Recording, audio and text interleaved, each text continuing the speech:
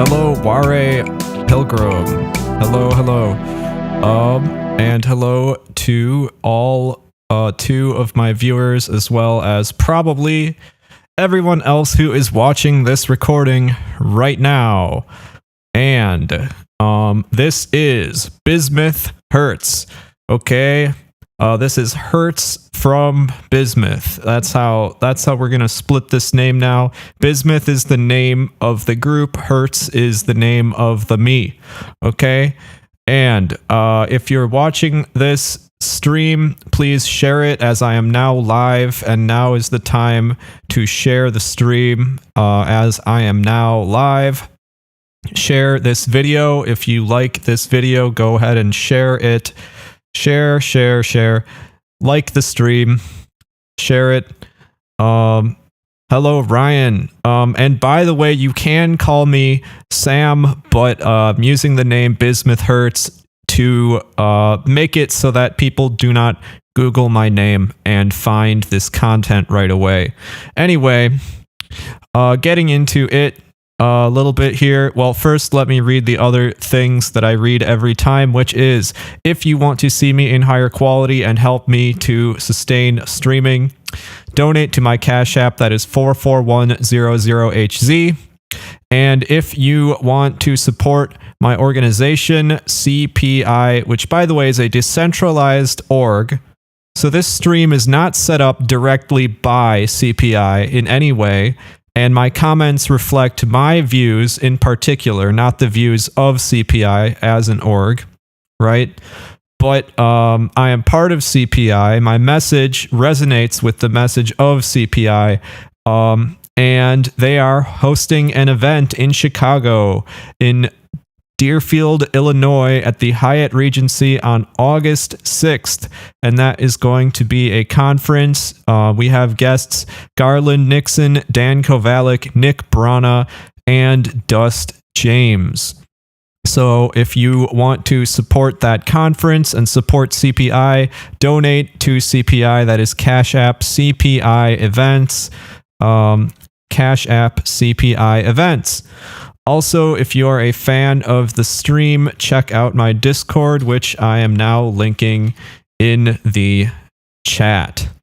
And with that, let us get into the content. So, first, I wanted to talk about a dream that I had last night. A bit of an odd dream, but I thought that it was relevant to what I'm doing here. So, in my dream, I remember I was sitting against a wall with a bunch of other people. We weren't really talking to each other. I don't know what we were waiting for, right? And I saw a pair of people walking down the way across all the people waiting, and they said that they were working for RT, Russia Today, right? And I was like, wow. You guys are working for RT, like you guys, that's a network that platforms a lot of independent journalists, right? RT America, when it was around, is a company I very much would like to have worked for, if I could, And so I was very excited to meet these people from RT, right? And they said, oh, well, if you want to come help us, then, that's great. That's great. So here's some of our cards, right? And I want you to go to the random people waiting here for some random thing, which was probably not a political thing, right? But I want you to go convince them to watch RT and give them this card, right? In my dream. So I go to these people. I go to 3 or 4 people, and I look at them, and I just start talking at them like a lot. I'm like, hey, a lot of TV is full of lies, right? And don't you wish that you could finally watch some honest television, right? Don't you wish that you could finally hear the truth, or at least hear people that honestly believe what they're saying? Well, if you think that you still want to know what's going on instead of just turning off the news because it's full of lies, then you should tune into RT. And I think I made a pretty good pitch, but one of them kind of looked at me like, you're not really talking to us, you're talking at us, right? And one of them said, hey, this is too much. Like, if you're going to go to a bunch of people, don't go talking at them this long. Just say a few things, just hand them the card, this kind of thing, right?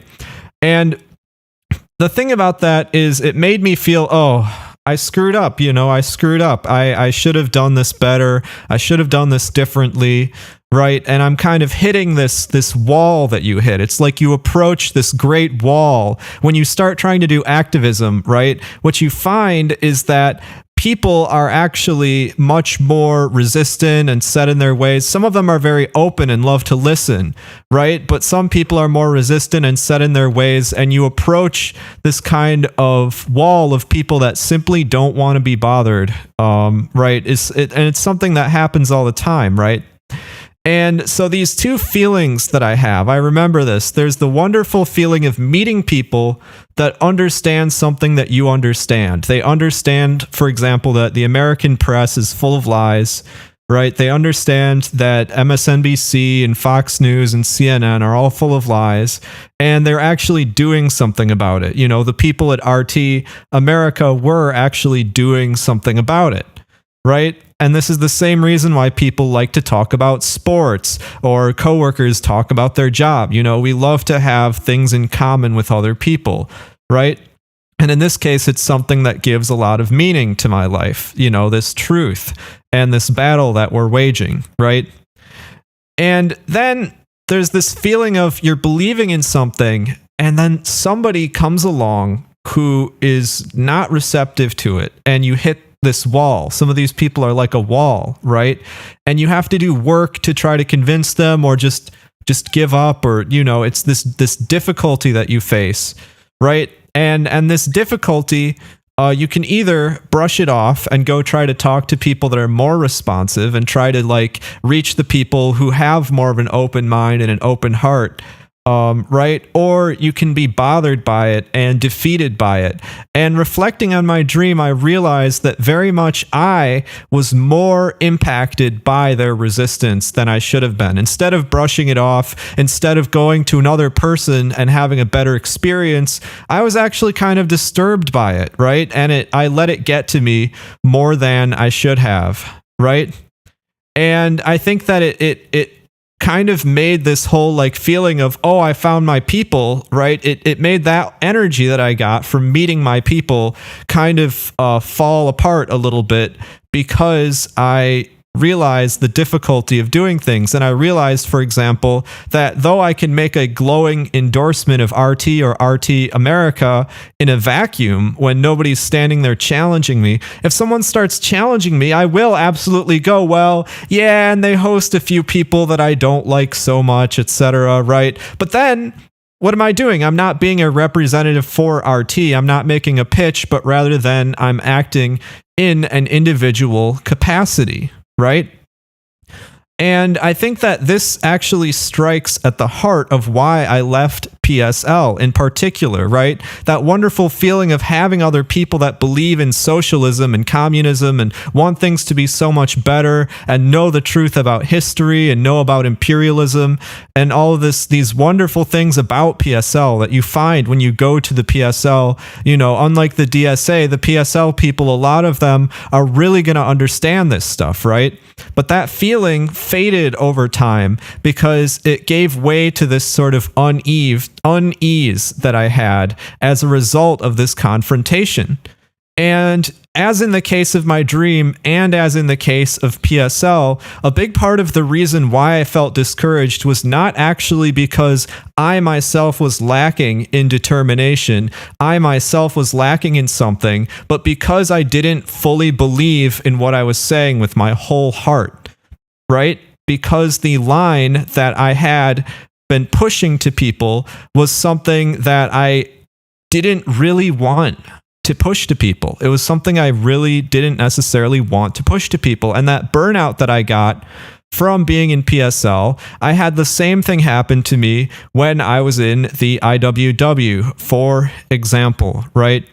So when I looked, for example, at the IWW, right, I could say, here's what our org is doing. We're doing mutual aid. We're trying to organize unions here and there. And we talk to incarcerated workers, with the Incarcerated Workers Organizing Committee, right, as they call it. We talk to, we have are connected to mutual aid organizations like tenants unions. It's very clear what we do, but it's unclear what we really believe in. We had the OBU, the One Big Union, as our guiding document, which states that we need to organize all workers into this great union, right? This great union, and part of this is dual carding. So if they're in another union, they can also join the IWW, right? And organize them into this great big union that will then be able to organize general strikes in order to stop wars and this kind of thing, right? Which sounds great in theory, but when you try pitching it to someone, they go, ooh, okay, so how many people do you have? Are you growing? Are you succeeding? Are you convincing people? Not so much, right? Not to mention most of the people in IWW don't even know about the OBU, the One Big Union strategy, from my experience, right? Well, with PSL, it was a little bit different because we had answers to every single question that you could have. We had our left-wing answers. We had a big list of maybe 100 different things, everything from women's rights, LGBT rights, to our energy policy, to, economic policy, even to some extent, like lots and lots of things in this big party program, which just kind of reflects the general I like how Ware said that truth hurts would be a good slogan for me. I think that would be a good slogan, right? But, am I just supposed to memorize this, or am I supposed to act in an individual capacity saying PSL believes this, but I believe this? Because that's not really how you're supposed to operate in a democratic centralist communist party. You're supposed to represent the party views to the public when you're acting in party capacity. But when these views are these big, long laundry list of everything, and they don't have like a condensed program that you can pitch to people, that's a massive problem. Of course, when we're doing something based on a particular slogan, like, okay, today we're against mass incarceration, for example, then you can have all these great conversations about mass incarceration. But the moment they ask, what does your org do? What do they believe in? Oh, how do you even begin, right? Oh, we are a communist party? Oh, woof. I don't know. Like, that's, you've really gotta be able to describe it succinctly. You've got to be able to summarize it, which I could not do. I simply could not do. Right?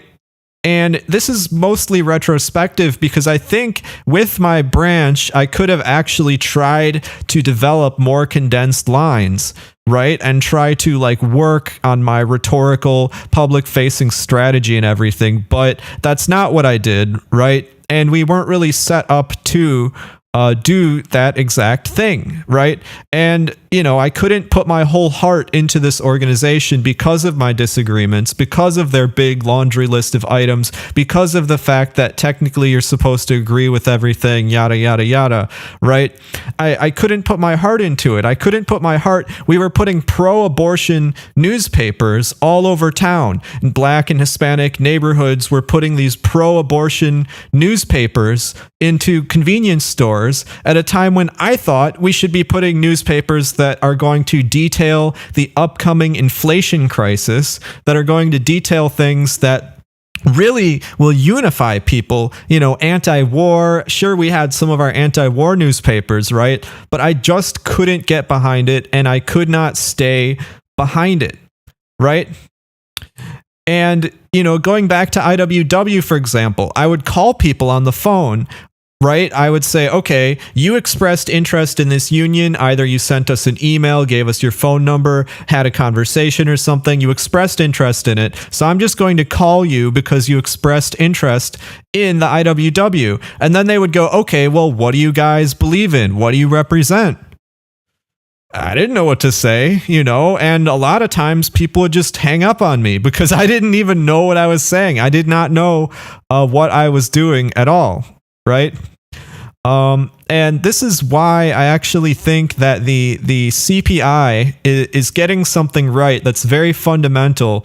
And I think that you can tell this comes from the organizing experience that comes into the organization. Our 4-point program is very clear. It's very easily defensible.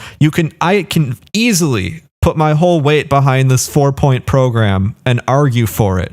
Compared to the PSL program, compared to the IWW with their, sort of action is everything. Here's what the org does. And then there's some ideology, which is more or less indefensible, right?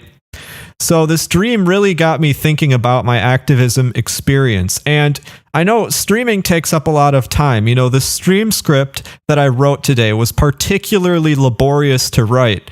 And this streaming business does take up a lot of time, but maybe it's time for me to try talking to everyday people again, right? And I recently saw some Jehovah's Witnesses standing on the corner of a street nearby me, right? And most people were ignoring them. I only glanced at them long enough to know that they were Jehovah's Witnesses. But the first thing that I saw was a slogan, something like "Peace when," right? And that got me thinking, man, people really do want peace.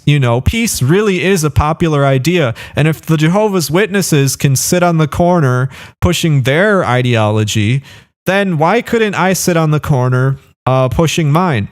And okay, some of you may be saying, okay, well, Hertz, like you are talking about trying to change like one or two people's minds, right? You're not going to reach the public. You're not going to change a lot of minds by going into public, right? That's true, actually. I agree with that. But what it does do is it allows you to reach people, right? It allows you to talk to people who, are interested in politics, probably, if they go and approach you, right? Or maybe they just want to hassle you or cause a problem or something, right? But they approach you, right? And you get something from them. You get a sense of what people believe. And there's a phrase that I've heard, from the masses to the masses. Now, I don't know who says this phrase, right? But it makes sense because it is dialectical. You have to see how the message you're presenting is affecting the masses in order to have the masses, right? Is affecting people in order to understand the actual impact of what you're doing. You actually have to get feedback from people, right, in order to develop an effective line. And that's exactly what this is. So when you talk to everyday people, you get a much better sense of what the word on the street is, what people are thinking about, what they're troubled with, and their understanding of society. And what I find is when I approach people, I learn more and more and more about systemic issues based in capitalism, or some ways bureaucracy of the American system, and other issues, right?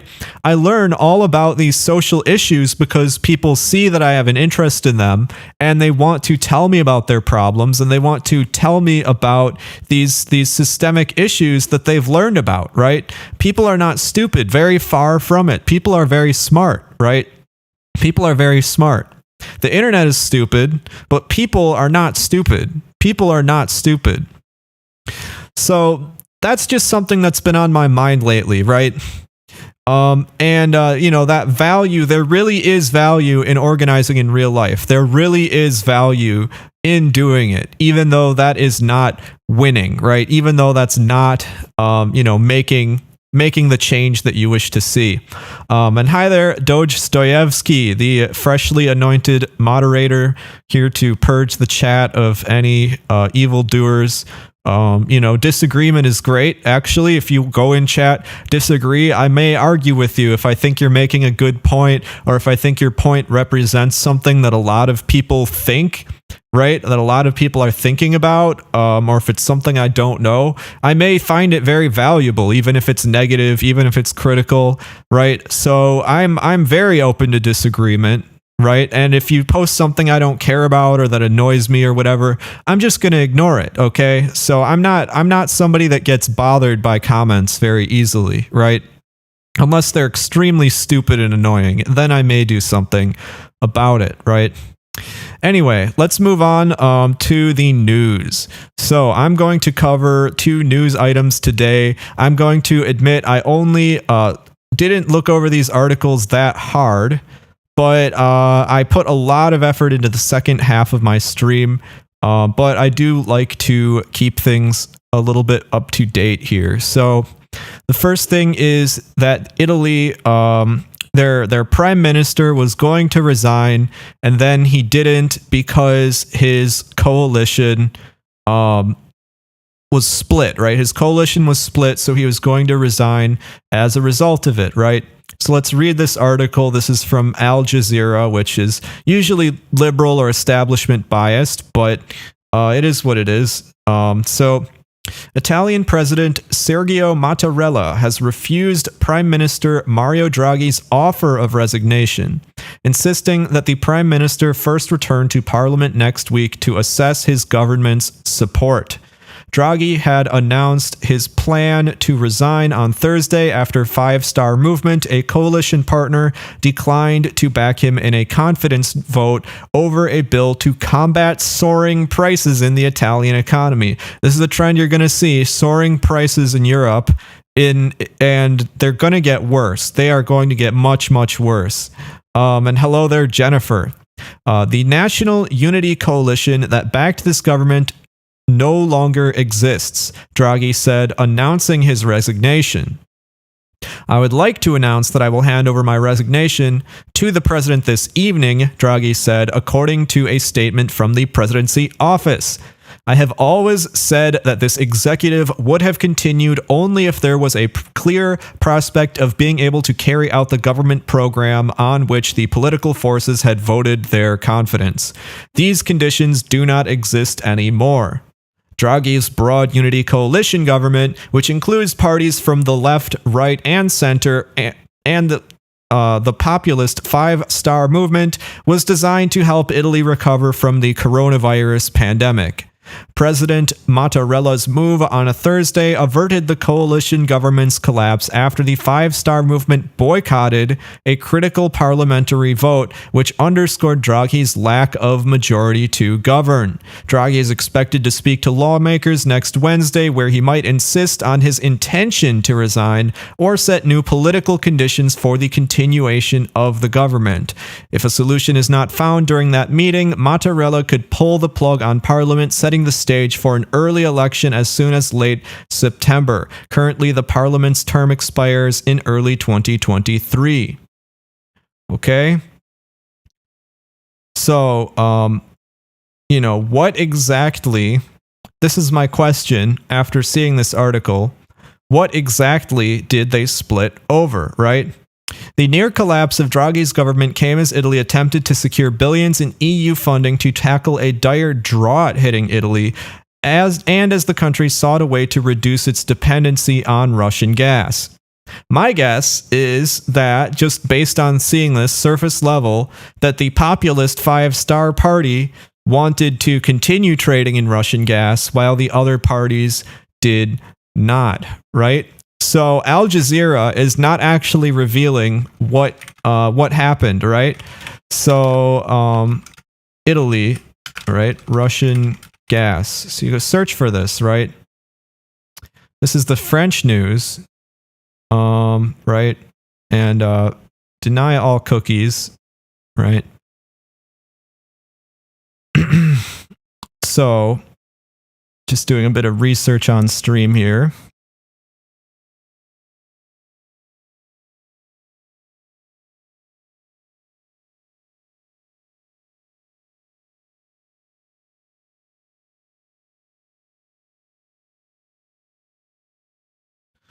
Again, they're being very vague, right? This is from Reuters. This is probably a copy paste from Reuters. They're being very vague about whether or not the Five Star Movement split. So what I like to do then is go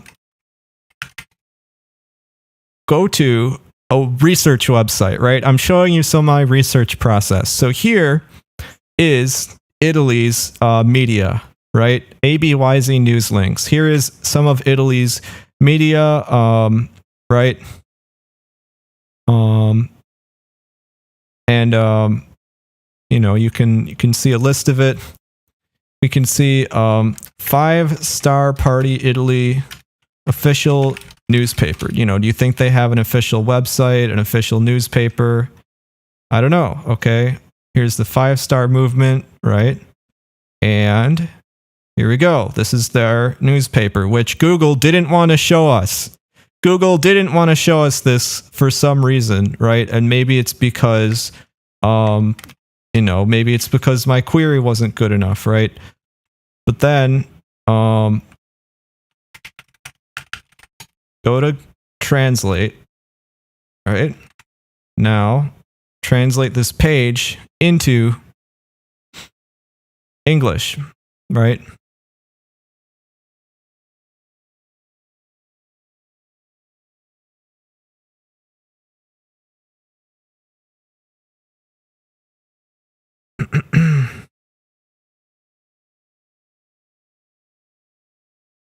Cannot translate this page. Wow. So, this is how I would research this issue. I'm not going to go further on this particular thing, I don't think. But I think what makes the most sense is simply that the 5-Star Movement, being populist, didn't want to cut off Russian oil, whereas the rest of the government of Italy wanted to cut off Russian oil, right? And this is a reflection of the fracturing between the needs of the people. This is something I said last stream. The needs of the people, which are material, which benefit from Russian oil, and the geopolitical interests of the Anglo-American establishment, which Europe has kind of relied on as a base of their political power. And this contradiction, right, between the people of Europe and the political establishment, the Anglo-American bending political establishment, this contradiction is going to continue to sharpen and intensify and play out more and more and more, and we can expect more and more things like this to happen over time. So, the next thing is Treasury Secretary Yellen admits inflation is unacceptably high as the rate breaks a 40-year record. So this great website, Trading Economics, shows us the inflation rate right here. And this data just came in recently. Look at this, 9.1%, meaning that if the inflation rate were to stay constant for an entire year, prices would grow by 9.1% according to their measures, right? According to their measures, which are distorted. So 9.1% could mean anything higher than 9.1%. Anything higher. Right? So, averaging 1.23% in 2020 and climbing to 5.4% by July 2021, the U.S. inflation rate began to surge from October 2021 onward, reaching over 7.5% in January 2022 and climbing to 9.1% in June. 9.1%. And again, that is a deflated number. That number is deflated. They use two different ways of cheating the inflation number. The first one, I believe it's called QAM, right? Is it inflation QAM? Is that what it is? Not QAM. Inflation quality adjustment, right? What's it called? Not hedonic quality adjustments. I believe it is not QAM. That is a type of signal modulation. That is not what QAM is. It's not called quality adjustment, but this is a measure that they use, right? So if I go find an article here, right? It is called the QAM. Google, again, hid things from me. They hid things from me. But this is an article by LaRouche.org, an excellent article by LaRouche.org on how they fake inflation data, how statistical fakery wipes out inflation. And it was in fact QAM. It was in fact the quality adjustment method. I looked it up, I Googled it, and it did not tell me about it. It did not tell me about it. What does this tell you about Google, guys? That it did not tell me about the quality adjustment method. And the quality adjustment method, I'll explain it, is basically they say that innovations in product technology increase the use value of commodities. So for example, if a car switches one part to a higher quality part, they may say that the value of the car went up by 10%, even if it switched. In fact, sometimes the switches are a downgrade in quality, but they still classify it as an upgrade. They just take every single change in the production process and then reframe it as an upgrade in quality, which they then use to increase the value of things in order to deflate the amount of inflation going on by saying, well, look, maybe the cost of a car has doubled, but you're getting double the car for your money, which we all know isn't true. Cars are not lasting twice as long as they used to. They're not going twice as fast, right? No, you are not getting double what you used to, but this is the kind of thing that they do, and the exact numbers are hidden, right? And to prove that this is not just some LaRouche quackery, because people call LaRouche an insane guy. Well, he's not. He's absolutely not insane, right? So we can go to the quality adjustment method, right? Right here. Yeah, where I was thinking of the QAM standard, right? But that's not what it is. Now, I had an article about this open written by the Fed Reserve, but I couldn't find it. Here it is. It's this is part of the BLS, Bureau of Labor Statistics. Quality adjustment in the CPI. Quality adjustment in the Consumer Price Index, guys, not the Center for Political Innovation. We do not use the QAM in the CPI organization. Right? But this is telling you, it is actually called hedonic adjustments. See, I should have gone and actually read the article instead of jumping around. So I don't know if Google totally hid it from me, but this exact article from the US BLS explains the quality adjustment method, which, is this way of reducing the amount of inflation which is reported. The second way that they adjust the amount of inflation reported is through basically changing the basket of goods through substitution, right? So CPI substitution, right? CPI substitution. Substitution bias occurs because CPI measures the price changes of a fixed basket of goods and services, right? Well, actually, they fixed this. They fixed this, right? Because people don't buy. You don't need to buy something for an old, outdated piece of equipment, like a percolator. No one's using percolators anymore. Well, I guess they are with mocha pots, but just something that people used to buy, they no longer need to buy, doesn't need to be factored in. Something people start to buy now, like smartphones or portable speakers, needs to maybe be factored into CPI. I don't know if portable speakers count, but you know what I'm saying, right? So they actually do change the basket of goods. The substitution bias is corrected. They do change it based on consumer spending habits.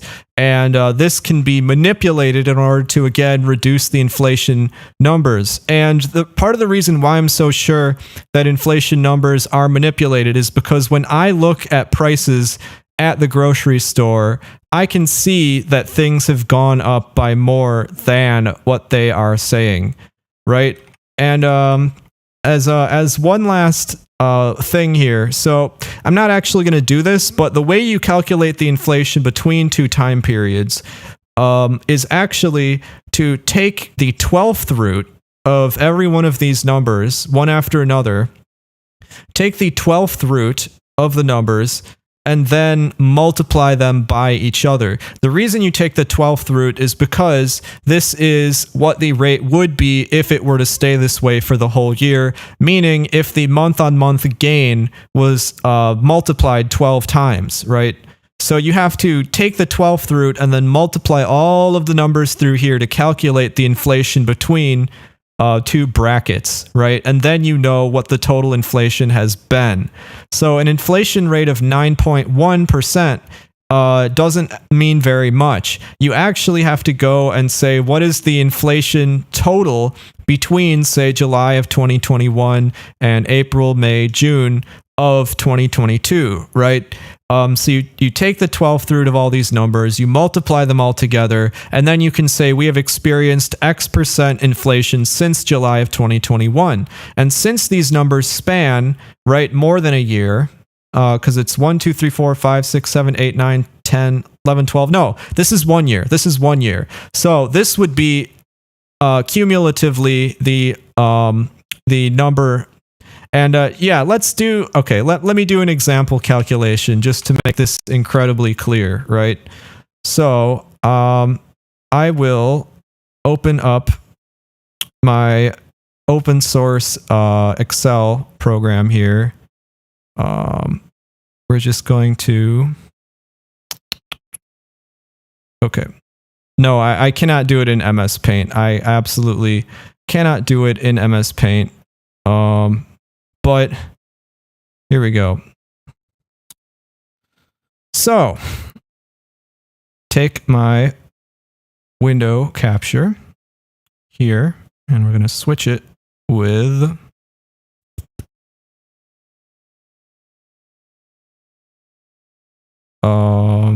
Untitled 1, LibreOffice Calc. Good, it's showing up. Okay, zoom in a bit here. Now, so first I grab the numbers from the inflation for the last year. So 5.4, 5.3, 5.4, 6.2. Now I could get a CSV file, but I have to create an account on this website. So I am absolutely just being lazy here, right? 0.3, 8.6, 9.1. Okay, here we go. So this is our inflation. This is June of 2021. Okay, and then this it's going to go by day, so we'll just mark this. You don't actually have to know the day, but I'm just marking it for the sake of it. Right. So now what you do first, so this is cell B2, so equals the power B2 to the power of 1/12. Give me the 12th root. Does that work?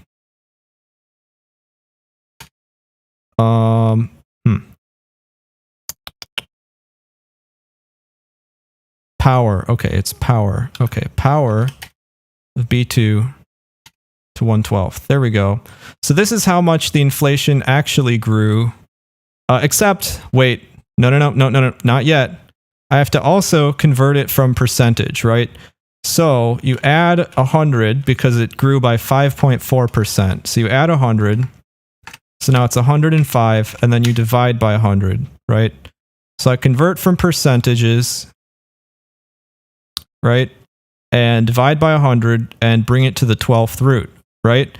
And then in this cell, I will have the equals the product of C2 through C13. Okay. All right. And then we'll just convert D2 to a percentage really quickly here, which would mean D2 minus 1, okay, times 100. Boom. 7.158. So in the last year, we have had 7.158% inflation. Now, when people say the average inflation in the last year, I get pretty confused because the average inflation, right, equals the average of B2 through B13, right, would be 7.16. In this case, the average of all these numbers is really close to the cumulative inflation over the past year, right? It's close, but it's not the same. And sometimes they're really far off from each other, right? So, this is the average, which is wrong. You don't want the average. This is cumulative, okay? Inflation. Anyway, yeah. So if you want to calculate this inflation out, like you want to get a wider range of dates, right? Like how much inflation was there in the last 2 years? Well, you need to go and plug in 24 of these numbers and do the same operation, right? So now it's well documented how to calculate inflation on your own. All right, so I think that was a great exercise, actually. So thanks, Jennifer, for the suggestion, right? And now we're going to go back to the browser.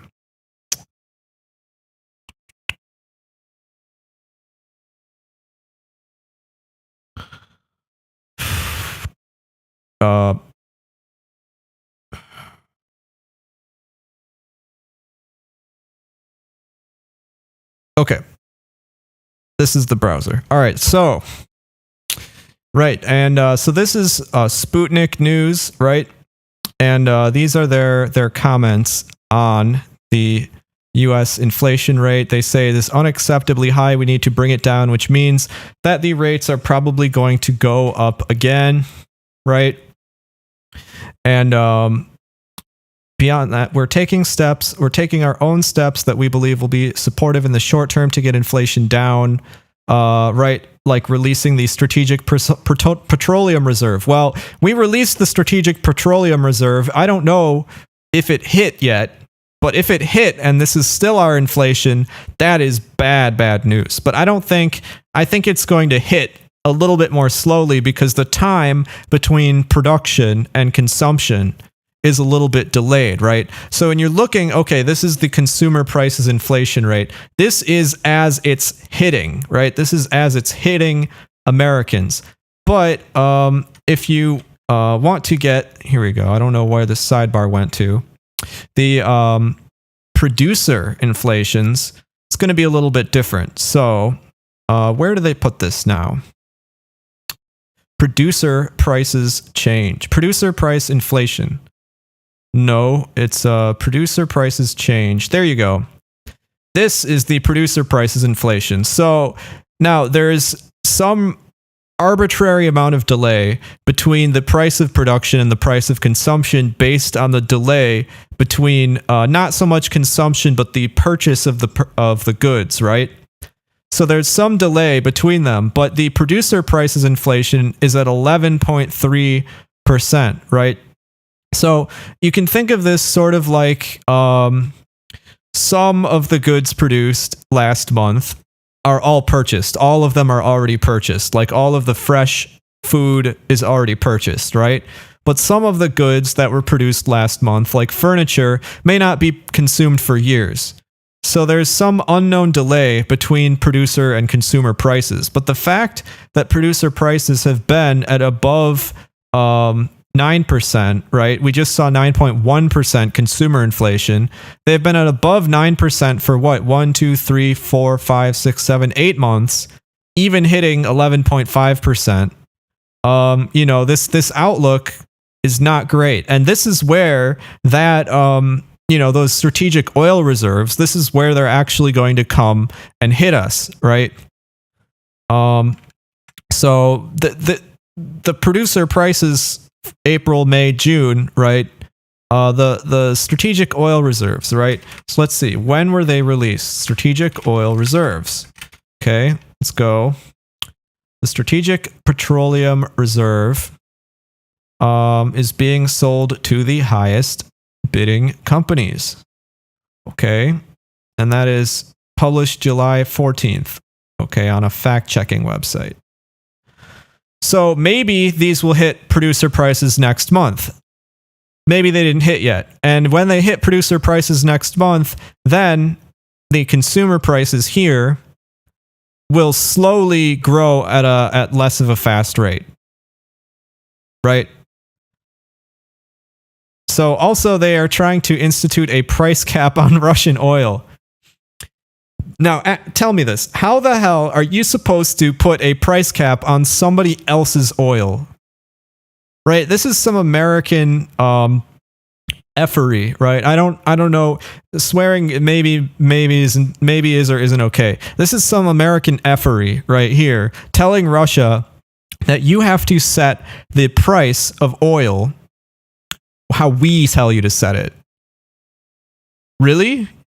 You have to set the price of oil how we tell you to set it. And this is Russia's oil. They're not even selling it to America. And America wants to help deal with our inflation problem by telling Russia to sell oil at a lower price. I don't fully understand how this is going to help us even, but anyway, why should Russia do what we want? What leverage do we have? What, another sanctions package which didn't do a ton? Like, how are they actually going to do it? Right. So the consumer price index rose by another 1.3%. I don't know why you need to know the delta of the delta. Look, it hit 9.1%, okay? And you know that number I just calculated, right, for the last year's inflation. These numbers, this 9.1%, again, remember these are smaller than they say because of the QAM, the quality adjustment method, right? And this is the sharpest increase since 1981. I guess that's why they show the delta. Federal Reserve hiked the interest rate to 1.5%. Financial experts predict that it could increase to 3.4%. Well, this is a problem because America's economy is not growing fast enough to actually compensate for these things with profits. So what's going to happen is unemployment and banks are going to get more aggressive. Rent is going to increase and APR for consumer loans, for business loans is going to get higher. They're going to get more aggressive about trying to get money from people, right? I mean, any smart business right now is working out ways to cut labor. They're working out ways to have to hire less workers, right? I know for a fact that my employer is upping their automation right now. They're trying to automate me out of my job right now. So Biden, Yellen, and others have blamed the crisis on Putin, but most Americans do not blame Putin for the crisis. Most Americans do not, right? And Sputnik calls the emergency COVID spending the largest upward transfer of wealth in history, which it is. These bailouts, that's exactly what they are, right? The inflation is exactly that in practice. So, with that, I am going to go to intermission. I have the second half I worked really hard on, and I'm going to talk about alternatives to YouTube. I'm going to compare the alternatives, that is Rockfin, Rumble, and Odyssey. I'm going to compare these three alternatives in quite a bit of depth, quite a bit of detail in my second hour. So stay tuned for that, but I'm going to go for a short break. I'm going to feed my cat since she is hungry, and I hope to see you all soon.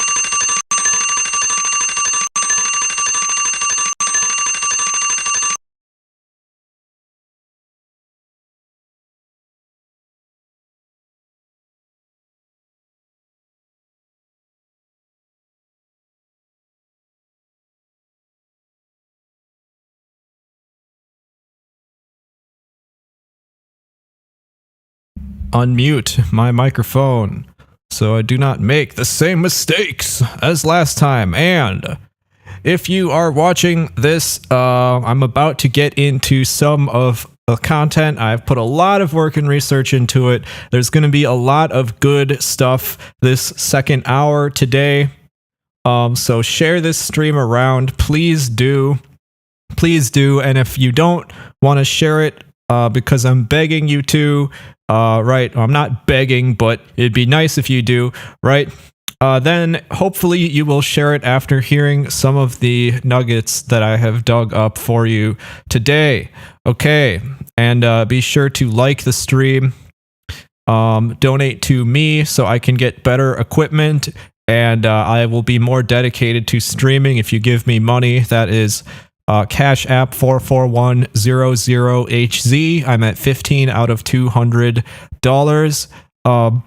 Also, I am in an organization, CPI, and CPI is a think tank which is anti-imperialist. We have our 4-point program to rebuild America, and we are going to be hosting an event August 6th in Deerfield, Illinois at the Hyatt Regency that is Unite Against the Imperialists. And it's going to feature Garland Nixon, Dan Kovalik, Nick Brana, Dust James, and others, okay? And if you want to support CPI, help them organize this conference, donate to CPI, that is Cash App, CPI Events. All one word, CPI Events. And with that, let's get into the content. Okay. So, I am going to talk only about alternative video platforms today. I plan to do much more research into alternative other forms of social media. I will get a little bit technical at a few moments, so if you want me to explain things in more depth, I will, if it is relevant to understanding the greater point that I'm trying to make here, right? And I'm also going to oversimplify things for the sake of making my point. But the core of what I'm saying hopefully should still remain true if I did not make any errors in my research and understanding.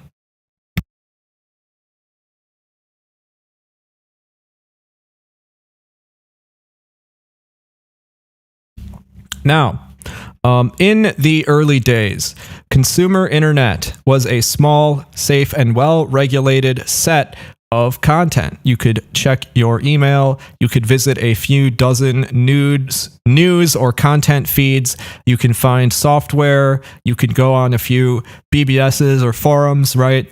But it's this old sort of platform web, which was managed by the internet service provider. Right? This is pre-World Wide Web. So the internet did have this capability for direct peer connections used for things like online gaming or, BBSs run by other services. But for the most part, for most users, the internet was sort of this safe little garden, right?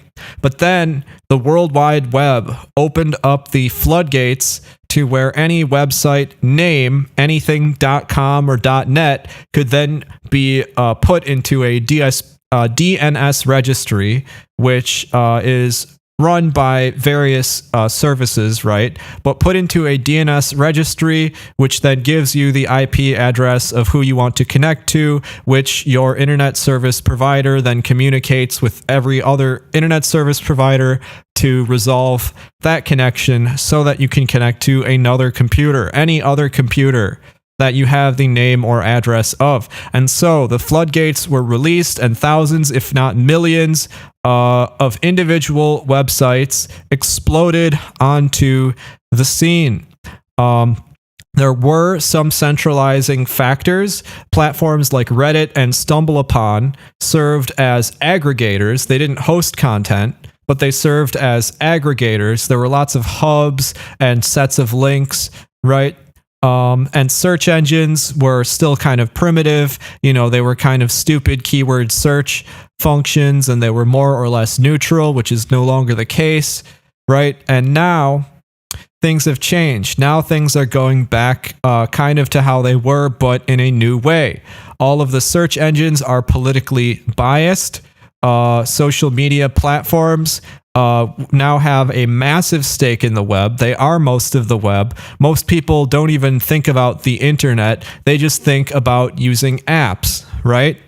And this new monopolization is very convenient for the state, which, though the DARPA invented the internet as a way to disseminate information for their own purposes, as well as disseminate it to the public as a sort of communication device, right, and possibly control or tracking device. But, you know, this quickly got out of hand.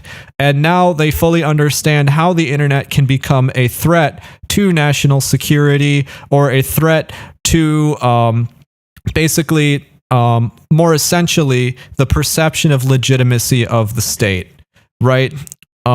Which is not something that falls under the purview of national security, in my view, though they may disagree, and this is why we see all of this censorship, right? So they're trying to maintain a tight handle on the platform web, and this battle will be ongoing with many players. We have the content creators, the viewers, the platforms themselves, advertisers, banks, the American state, foreign state, and journalists, right? Hello to this account, which is definitely not the alt of somebody that is a shadow celebrity. Anyway, if I understand how things work, the state is already running simulations of how censorship will affect public opinion, and trying to find the best possible outcomes for themselves. They're trying to advise Google when to cut the feed, when to demonetize, what videos to delete, where to put up warnings, etc., right? So, you know, if I understand things well, now maybe this is done on a private basis or automated with AI or some other thing, right? But just generally speaking, they try to use the platform web as a way to maintain cohesion of the state, which is something that all states do, right? This is something that it makes sense for a state to take these large platforms and tell them, you know, do this, do that, so that we don't get trouble in the future, right? And I remember when Alex Jones was kicked off of YouTube in 2018, and I said nothing, because to me, he was just a far-right conspiracy nut selling snake oil, right? I didn't really realize he had this disruptive anti-establishment message that was causing him to be expelled.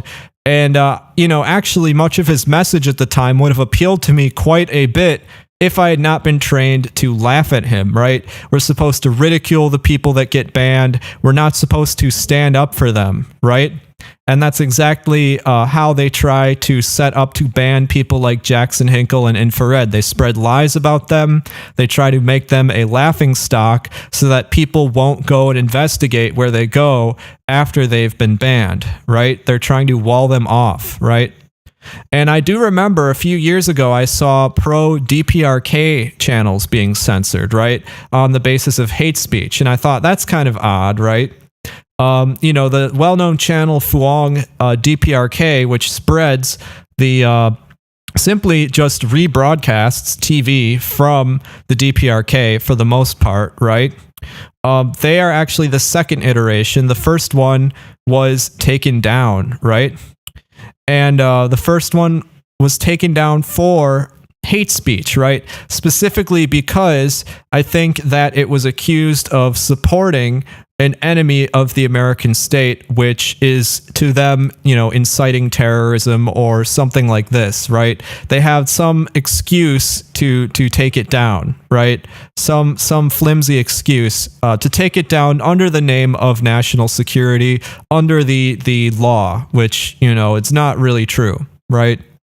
And I knew about this political censorship going on, but I thought, well, this will never affect me, right? This will never affect me. Well, now I think that it could actually affect me, right? And that's why I've done this research, and that's why I want to disseminate this information today. Now, many people know now that though YouTube has been fairly tolerant, right? Because when you censor somebody, then you make all the fans of that person want to go to another platform. You lose stake, right? So YouTube has been pretty tolerant, but they've been increasingly cracking down on dissident speech. A few months ago, they took down RT, Russia's state-funded media, and big name Jackson Hinkle was suspended and demonetized, right? Suspended for about 3 weeks, maybe even more, and demonetized on baseless claims about hate speech, right? Now, my analysis is that this is due to him spreading counter narratives on the Russia-Ukraine conflict, which could be interpreted as being in favor of the freedom fighters in Donbass who have been labeled as terrorists. So I think this is how they're bending the law, and this is how they're bending their interpretation of national security to take him down. But we actually haven't seen how they justified taking him down. This is just my interpretation of how they do this. YouTube has been an opaque and unresponsive platform, which has infuriated many creators, large and small. Right? I mean, there's a large creator. He used to make YouTube poops called Lemon, EMP Lemon. And now his whole shtick is ragging on how YouTube has sold itself out, right? And this guy used to just make crazy funny content. Now his whole shtick is to rag on YouTube. And of course he gets lots of views for it, but I think that if YouTube hadn't been doing these things, he would not have any problem with it, right? And YouTube is this opaque thing, just like the deep state, which it is connected to. We know that Silicon Valley and the deep state are deeply intertwined and connected, right? And we know that they set the parameters of the algorithm in accordance with specific political aims of the American state. And if not a human, an AI could be screening my words right now to determine whether or not I am fit to be suggested to a large audience. And if not now, then as my channel grows, I will start to face pushback of one kind or another. And depending on how I tread, I could face anything from demonetization to total censorship, right? So what exactly is YouTube, right? What service does it provide? It feels intuitive, I'm just clicking, getting content. What actually is going on here, right? Well, in its very base core, the content delivery system is there, right? It's a data storage and distribution service oriented towards video content. And it has to make money, which is why they play ads on videos, why they take a cut of money from subscriptions and tips, right?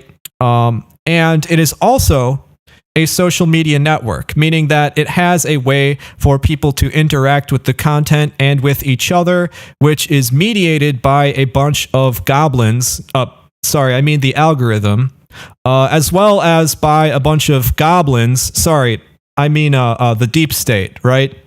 And so YouTube centralizes this sort of ancient internet phenomenon. I don't know if you remember sending videos to each other via email or going to dedicated websites that just hosted a bunch of videos made by one person, right? Or just hosted a bunch of videos that somebody liked. Right? This is something that pretty much anyone could do, something that anyone can still do if they want, but they're unlikely to get the attention that they used to get. I mean, we could go back to the old way of doing things. Why do we need a platform? We could all just make our own little websites, put them all into an RSS feed, right, which is a way to aggregate multiple websites' content and create this sort of federated internet full of independent feeds that we control, that we run. It wouldn't be that hard to do this, right? But that is not how things have shaken out in practice, right? And that method of doing things has problems. For example, discoverability in that case is a function of either somebody directly recommends you content or one creator recommends or links another creator, right? And that is something that is discouraged, actually. And they want to mediate discoverability in order to keep you in a bubble, first of all, right? But they want to mediate discoverability through the algorithm instead of doing it that way, which in some ways makes things more convenient. I mean, it's easier to find music that's similar to other music, right?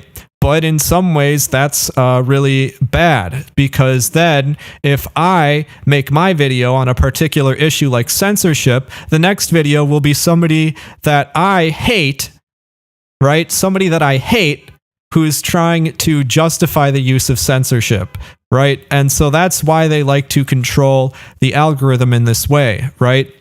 But it does have some benefits doing it this way, and that is something that RSS feeds would not be capable of doing, which is why websites like StumbleUpon were made, and websites like Reddit, right?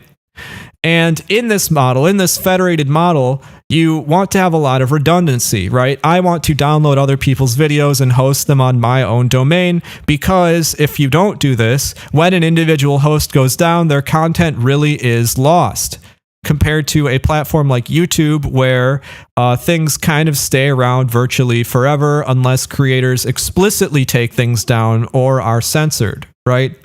So keep this in mind, though, that YouTube is replaceable with this platformless federated system. We could go back to doing things the old way, sending videos via email and hosting our own websites. There is absolutely nothing stopping us from saying screw it and going back to the old way.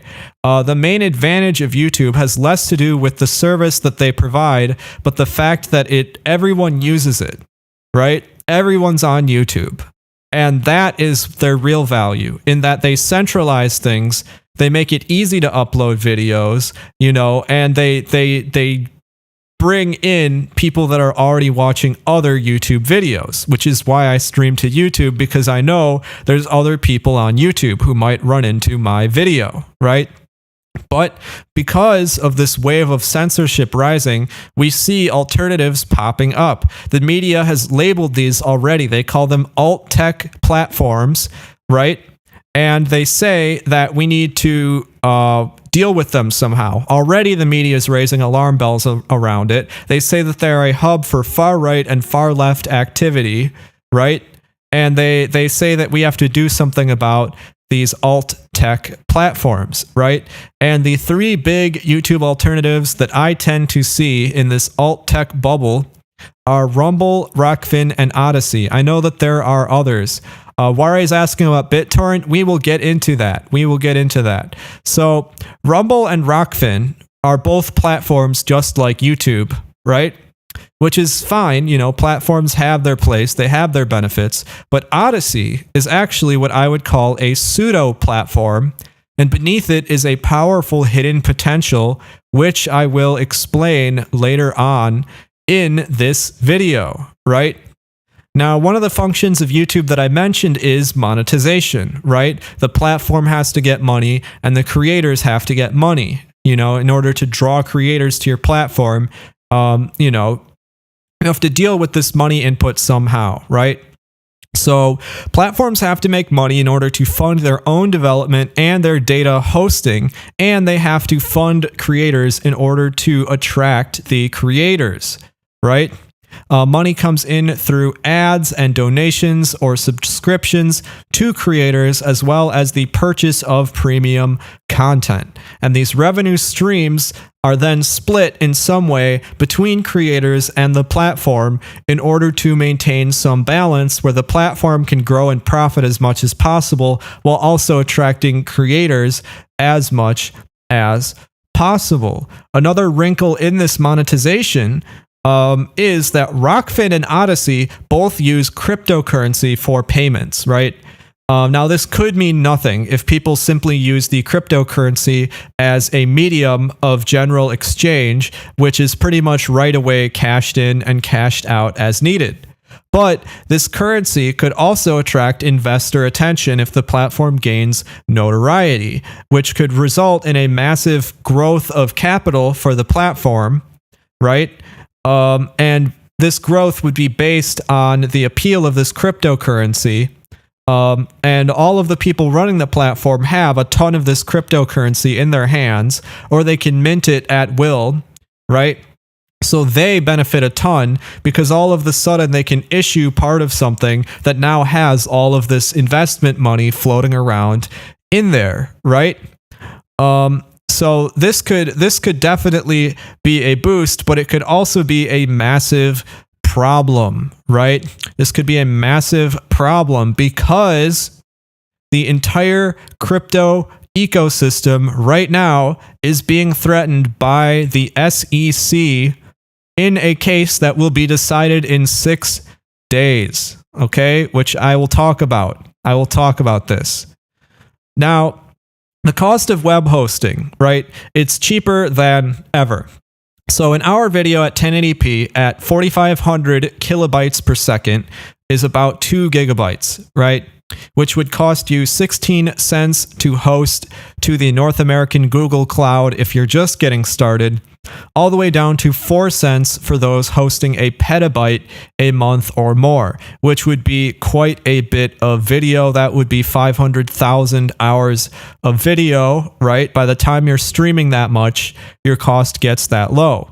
Now, with ads, this pays for itself decently well. Ads are quite profitable. Every ad view on YouTube generates about 2 to 6 cents, which is split. You know, creators get about 1 to 3 cents for an ad view on YouTube, right? So say that you're a streamer and your average viewer watches 30 hours a month of you, which would be a bit under 8 hours a week, right? And your average viewer is giving you $1 per month. Well, your viewer took between $1 and $10 of cloud hosting cost, but only gave $1, right? Now, if you're literally Google, your hosting cost might be low enough that this is okay, but if you're a new and growing platform, this is a total failure. You can't pay the content creators, you can't pay your employees, you're going to have problems, right? Now, if a viewer pays $20 a month on average, then you can definitely stay afloat, but I don't know if you can really expect this kind of money. Putting ads into the equation makes this model more sustainable, right? So depending on your demographic, ads can pull in a few cents per ad view, right? And periodic ads in a long stream make the numbers work out much more nicely. But if you're a free speech platform, sustaining high value advertisers can actually be a challenge. Of course, they'll play a Budweiser ad before a cat video, but would Budweiser want to play an ad before me? I don't know about that. I'm not so sure about that, right? So Wari says, are the estimates on Social Blade accurate in your opinion? Well, look, I looked at the cost that YouTube gives creators, right? And so if you have some estimates, alternative estimates that are higher or lower for whatever reason, I would like to hear about them, right? But I'm just kind of making a ballpark comparison. I'm making a general analysis so you can understand how these platforms work, right? So anyway, now, sure, the cryptocurrency model, again, adds a wrinkle to this whole thing, right? Because you can ride off of the speculative value from literally anyone with money without having to be a public corporation, right? So you can mine actual money from the attention economy, but what do you do when your currency crashes, right? It's going to crash down to the actual underlying value before it goes back up again. And then for a while back to the conventional model, right? So for startups, the sort of nitro boost you get from cryptocurrency may or may not actually be enough to compensate for the higher cost of cloud storage as a result of being a smaller platform, right? But it is a way that these websites are attempting to grow and transcend their limitations, right? So a fact about these platforms is if they are unprofitable, they can fail, right? YouTube is owned by Alphabet, right? Google, who are masters of extracting ad revenue. That's how they run their business. They are masters of pleasing big companies to create highly profitable partnerships. This is what they are really good at doing. They also have lots of premium content and movies and TV that you can buy, making them compete with other platforms like Netflix, right? And not just user-created video. And they probably have access to the cheapest cloud hosting available because they are the cloud host other than like Amazon, Cloudflare, or possibly others. But they are one of the cloud hosts, is the Google Cloud, right?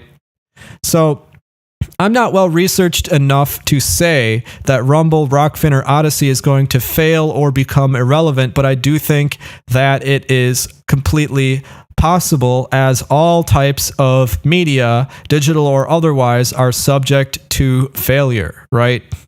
And the lack of popularity that they get is actually, in my view, less likely to lead to this sort of bankruptcy and vanishing of content, which is still possible. I think it's more likely to lead to the content being served more slowly, in lower quality, with more ads, and with fewer competitive features being rolled out. This sort of prolonged irrelevancy, which never quite ends, right?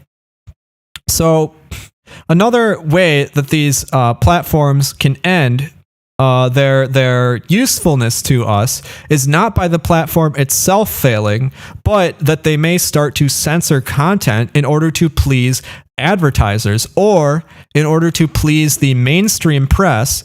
Because when the mainstream press writes an article about your platform, advertisers get scared, right? So a strictly pro-capitalist analysis of YouTube is that the real reason they censor political content is not that there is some deep state pulling the strings, but that they simply don't want to scare off the advertisers who keep the platform afloat. And there's some truth to this, right? I think this represents a sort of convergence, since the public image which is acceptable to advertisers is manufactured by the same American state which is deeply integrated in Google's operations, right? Of course, there are some exceptions and contradictions here, but overall, I think this is true. These free speech platforms are actually sacrificing profit for the sake of a political duty of some kind, right? They are trying to appeal to creators with this ability, right? Jennifer's saying, so are the advertisers running the whole show? Are there advertisers in the deep state? Of course not, right? There is a convergence of interest. Though I will say Google is highly influential, right? Highly influential. There's a mutual influence between the state and Google. So Google is highly influenced and highly influential, and they make all their money through advertising, right? But they're almost like a meta advertiser. They are a platform on which advertisers can run their own ads, right? So I think that there needs to be a differentiation between a company which is buying ads, right? Versus a company that is an ad platform. Hakeem is saying that Diane Sayre's 4 points are older and better than our 4 points.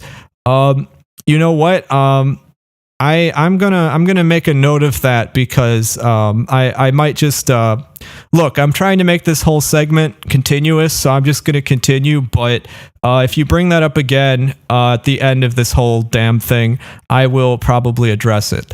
Anyway, let's continue. Okay, so there is a question to be asked here, right? Because what are the chances that the brand image that you get from being a free speech platform will actually increase your donation revenue enough to compensate for the loss of advertisers, right? So is truth actually profitable for these platforms? That's an important question to ask. Is truth profitable? Because if it's not, you cannot run a platform that is not profitable, right? You need altruistic people who are willing to donate more for the sake of free speech, for the sake of a correct message. And And beyond this problem, the nature of platforms is exactly this, that it is a platform run by people who have the ability, if they so choose, to take down your content. They run it, they can do it, right? A protocol like HTTP or BitTorrent doesn't have this problem. If people want a file, it can kind of be found. With BitTorrent, you throw a magnet hash into a DHT and then you're downloading a file, right? As long as somebody else has it and is willing to share it. Unlike a platform, right? Though with BitTorrent, instead of the platform being liable for hosting content, the individual users using the BitTorrent client are then liable for sharing this content. Also, we have internet service providers like AT&T, Spectrum, and Google who serve as a mediator between you and the internet content. So ISPs right now are obligated to serve all content with equal precedence. This is called net neutrality, right? But a few years ago, this was not the case. Biden actually reinstated net neutrality. But if net neutrality has another upheaval, then these internet service providers can mediate what connections you can and cannot make. But more likely to be impactful here is the law itself. So the law prevents speech which advocates illegal actions or supports terrorist groups in any way. And I want to remind you here that Antifa is considered by the US state to be a terrorist organization, right? So there is already a legal precedent for censoring dissident speech on the basis of promoting hate or violence, on the basis of being hate speech, right?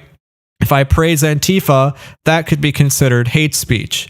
And whatever other group they want to label as a terrorist group, I can no longer praise them, right? Jackson Hinkle, he could be accused of praising and supporting quote-unquote terrorists in Donbass, right?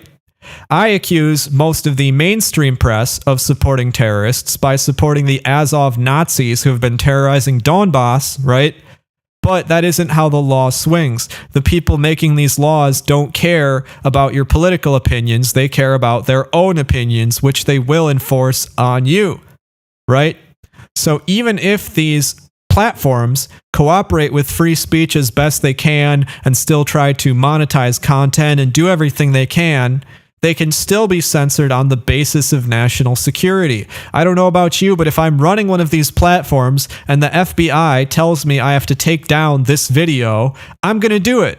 I'm just going to do it, right? So the state can still intervene in platforms, even if the platform itself doesn't do it.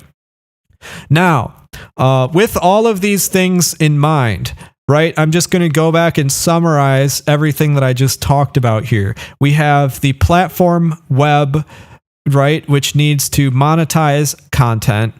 And we have the dynamic of centralized versus decentralized. We have cryptocurrency playing into it. And we have the law, we have ISPs, we have national security interests, right?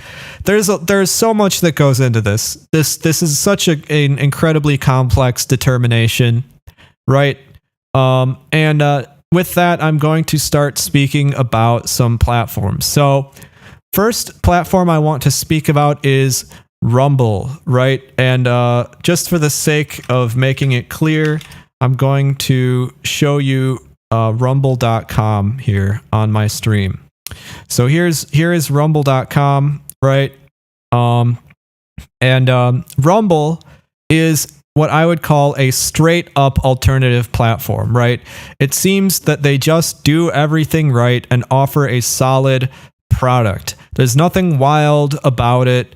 They just are a platform that pulls big, impressive numbers and have a consistently improving service, which to me is highly appealing. Rumble's CEO is Canadian Chris Pavlovski, who seems to be a fan of Tim Pool, Joe Rogan, Glenn Greenwald, right? So he's kind of a slightly dissident, moderate, kind of a liberal, right? And he's not bothered by the fact that right-wingers are taking to Rumble as a platform. He's not bothered by this fact. And he likes decentralized things. So though Rumble isn't decentralized, he believes in this freedom, right? He praises free speech advocate Glenn Greenwald, one of the largest creators on Rumble, and I think that he's generally going to be on our side and not engage in political censorship, right? Rumble claims not to censor videos unless, of course, it is illegal, right? And I talked about these sort of slippery hate speech justifications, which can label things as illegal, based on sort of arbitrary criteria, right? Mr. Pavlovsky is in Canada, right? But Rumble is headquartered in Florida, which means that it is subject both to American and Canadian law. So this is a potential problem, right? Rumble advocates, they say they have a better monetization policy than YouTube, that they offer better rates, though I'm not really sure about that. I have heard of people, small creators, unable to get monetized or not making enough money, but it could just be that they are small creators. I think that Rumble is aiming for high volume content creators like Glenn Greenwald, and it's prioritizing them, right? This guy gets 500,000 views on Rumble on the regular, right? And still, Rumble maintains a responsive, high-quality service, right? They've recently rolled out a feature similar to YouTube Super Chats, which is really good for streamers like myself. Jackson Hinkle just switched to Rumble to avoid a YouTube ban. He's going to be popular. He's an up-and-coming guy, so watch Jackson Hinkle on Rumble if you are not already, right? And I would also really like to know how his revenue compares on YouTube compared to Rumble. I would really like to know if the rates really are better, if the view counts are legitimate, right? Because they're so high that people doubt their legitimacy, right? And if the rates are better, he may actually be able to sustain an income based on a smaller number of viewers. Rumble also offers varying terms based on how you use their platform as a creator. So let's go to their terms here, right? So there's a section. Now this is all normal stuff, right? But this is the interesting thing. The agency agreement, okay? The agency agreement. Wari is saying Hinkle averaged 2,000 viewers yesterday and today on Rumble. Wow. Right? It's no wonder why people accuse those numbers of being inflated. But hey, Hinkle's right on the homepage, okay? Hinkle is right there on the homepage when he's streaming.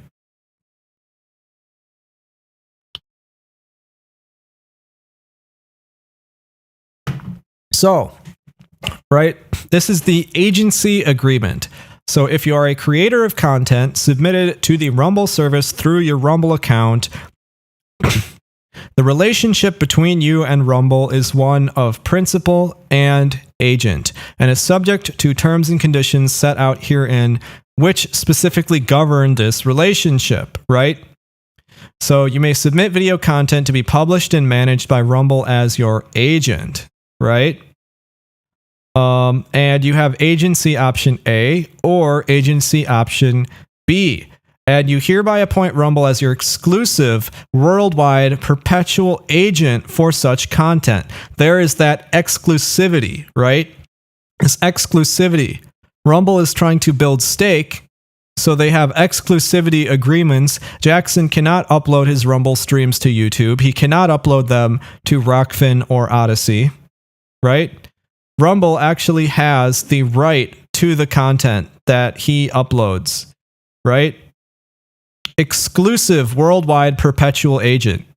He is selling his content to Rumble. If I'm not mistaken, Jackson is selling his content to Rumble by uploading it there, right?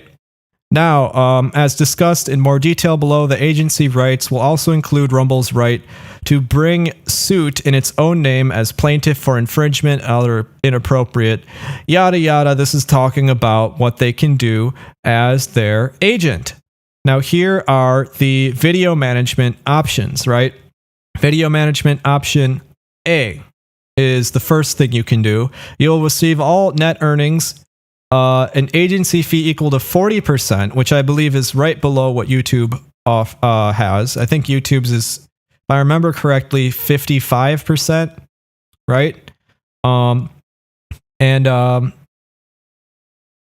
Then, okay, so this is not an exclusive agreement. You can make an agreement to upload content to Rumble, which is non-exclusive, right?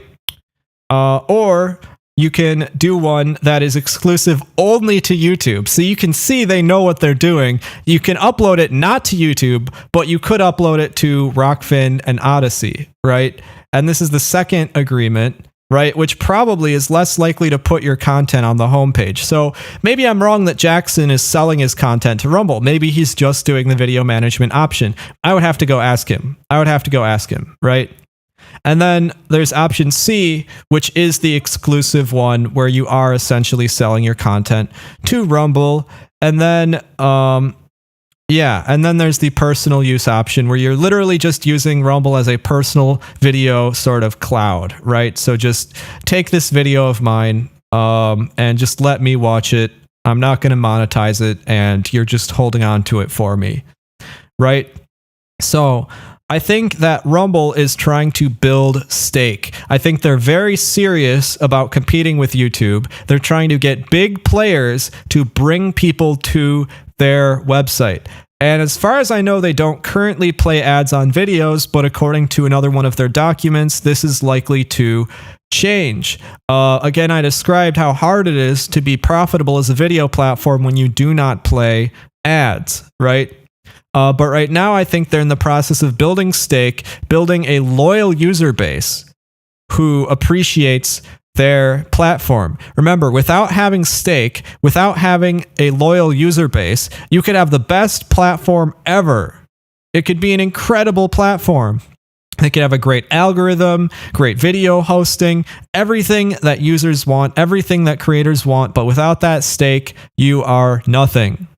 You are nothing, right? So I think that Rumble is taking the right approach. I think they may become a real competitor to YouTube.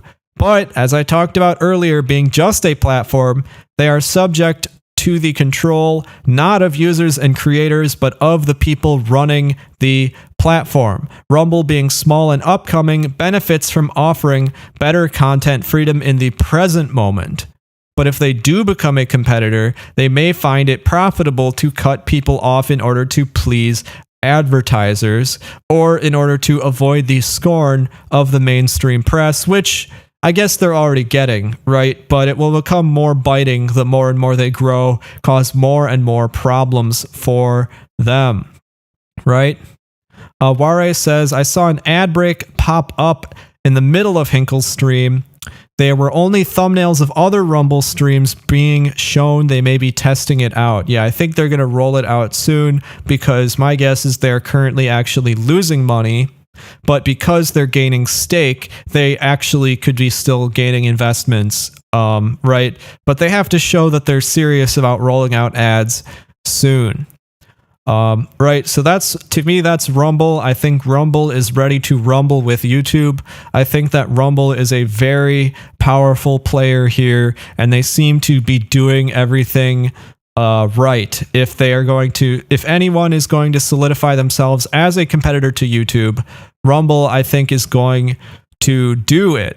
But there is still the possibility for many things to occur. For example, Rumble could be the player for political content, whereas Rockfin and Odyssey find their own separate niches. So there is still value in Rockfin and Odyssey and characteristics about them which could cause them to exceed or overtake Rumble potentially, right? So the second platform that I'm going to talk about is called Rockfin, Rokfin, not Rofkin, Rockfin, okay? And this is a company which they have their own idea about how to do things. Their CEO, Martin Floriani, he is not a liberal, right? He is definitely a political dissident. He seems to me like more of a libertarian. He's skeptical of America. He's skeptical of China. He seems to be a strong and independent sort of man who sees himself above it all. He has an eye for his own truth. He is an American, he is a Texan, and he is trying to trailblaze his unique and innovative platform, which I think has a lot of potential, right? So Rockfin markets themselves on their monetization as well as transparency and creator control, right? So they allow you to monetize also in groups or teams, right?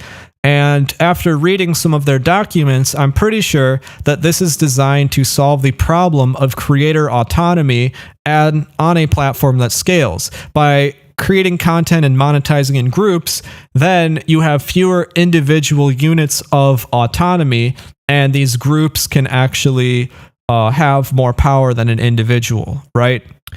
So it's highly creator-centric platform, right? Highly creator-centric. And they also have a lot of transparency, which I think is highly intriguing and interesting, some of the things that they talk about here. Here is Rockfin's recommendation algorithm, right? So here they describe the algorithm itself. I'm just going to read this short blurb they wrote here. Users on Rockfin follow creators and obtain their content in chronological order on their feed and notifications.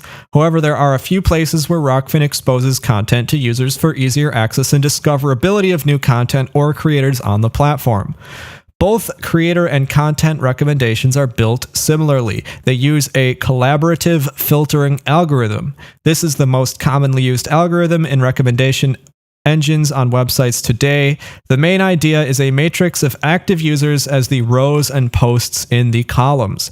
Each cell is a score based on the user's behavior. In the case of Rockfin, it is a weighted score based on the view, like, dislike, and tips or money sent. So if a user watches a post completely, likes the post, and sends a tip to the creator, the score for that would be the highest possible. Based on this matrix, right? Based on this matrix, the algorithm fills up the empty cells, users who haven't yet watched a post, and predicts the score for those for that user post combination. So you imagine a big table. Here's all the users. Here's all the content on the platform. Everything they've watched. They keep a score of how much they liked it, right? And then all they do is try to figure out what other cells they're likely to fill in, what other content they're supposed to like. That is the core of a recommendation algorithm, right? And then these recommendations for each user are then filtered for posts published within a specific time frame. So one thing about Rockfin is it's very much time oriented. Like, they show you recent stuff, they show you hot stuff, but it's kind of hard to go back and find the older content. This algorithm is fed new data every day and recalibrated.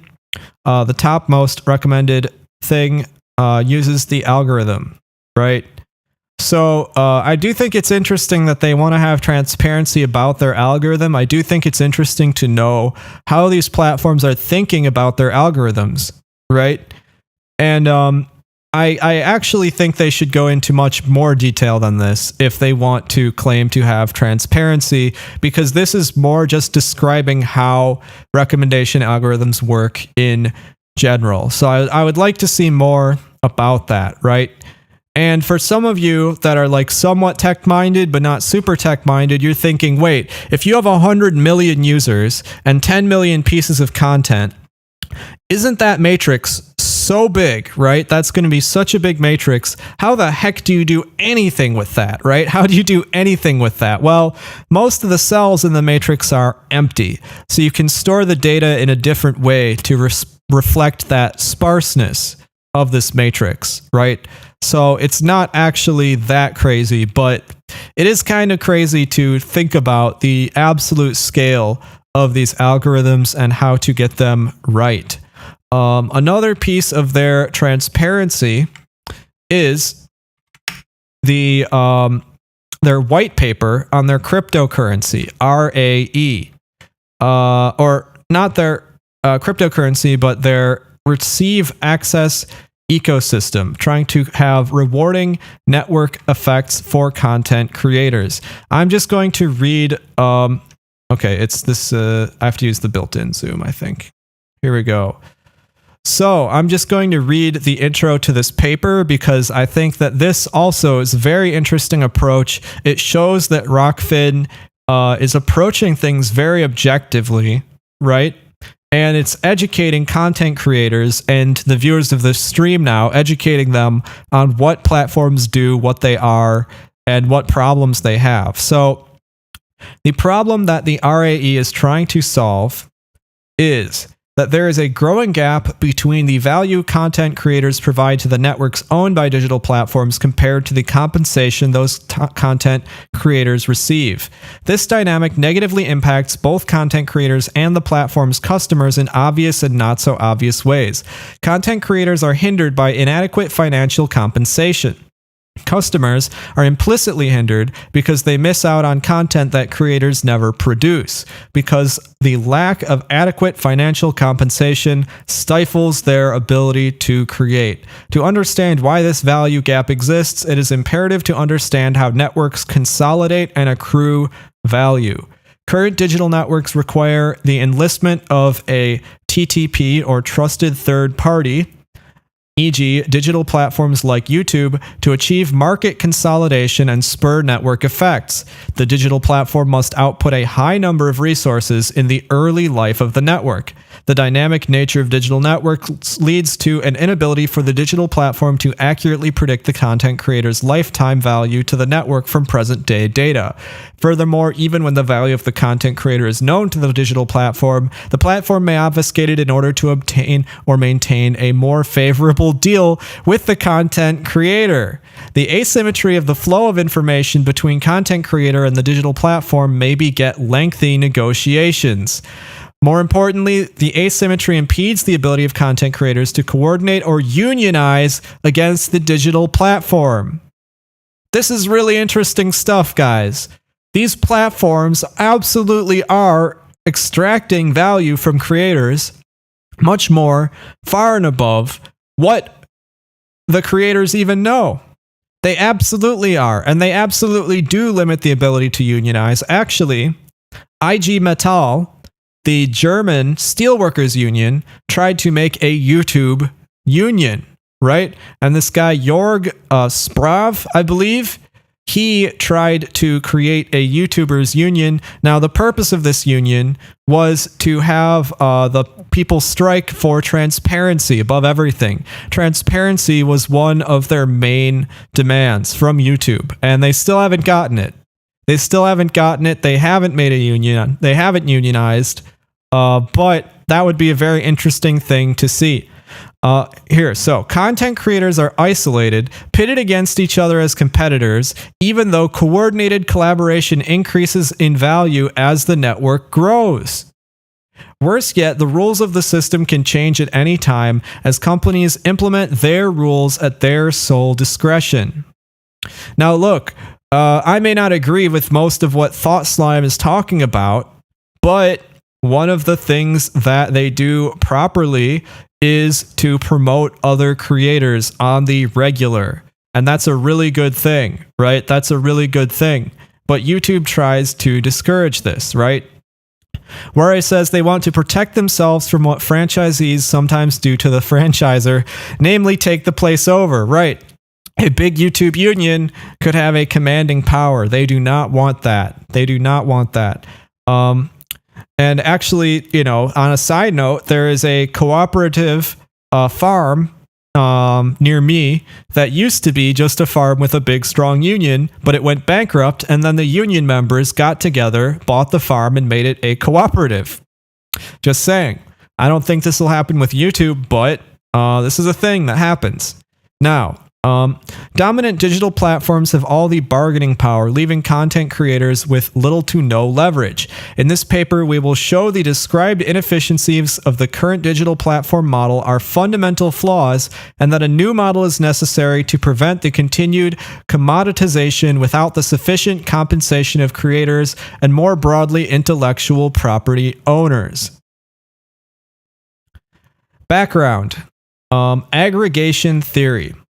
With the advent of improvements to the internet, distribution of goods shifted from physical to digital. Digital networks no longer required physical goods such as CDs and DVDs, nor did they necessitate the ancillary support of warehouses, shipping channels, or brick-and-mortar storefronts. Digital distribution has the benefits of zero distribution and transaction costs. These two market shifts enabled digital networks to massively scale. Solving the complexity of the supply chain was no longer a valuable source of opportunity. Instead, digital platform companies focus now on user experience for differentiation. The goal in the digital landscape is to create the best user experience, creating more demand from customers. The growth in customers for the digital platform company attracts more suppliers, enhancing the user experience, propelling further growth in customers, and a virtuous cycle commences. The virtuous cycle can be directly attributed to the digital network effects taking hold.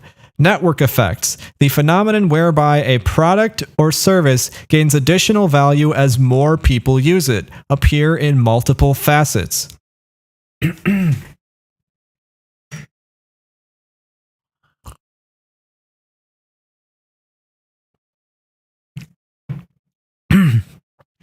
While network effects exist in older networks such as telephones or fax machines, digital network effects allow for faster adoption and scalability.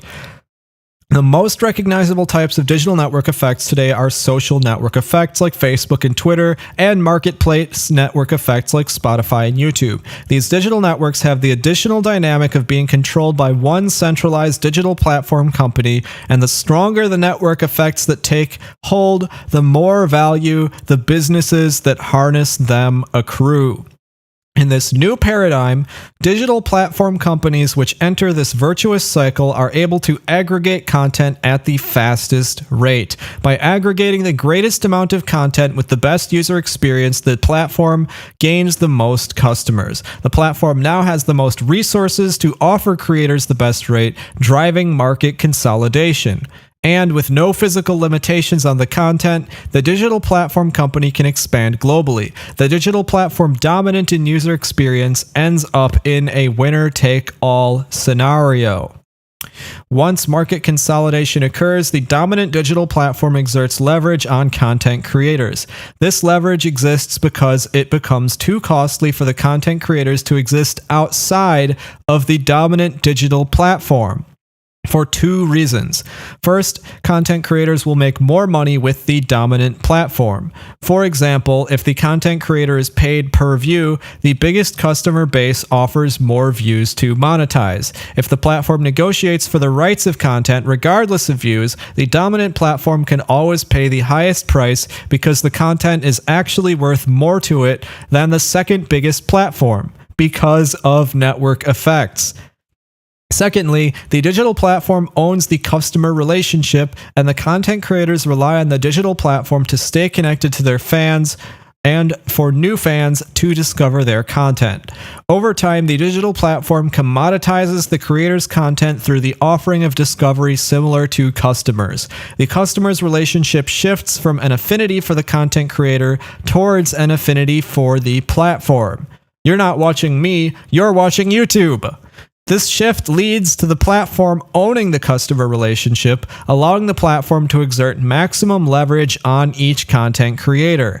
Finally, when the dominant platform achieves a near monopoly, it changes the rules to more favorable terms for itself, as there is no realistic competition bidding for the creator's content.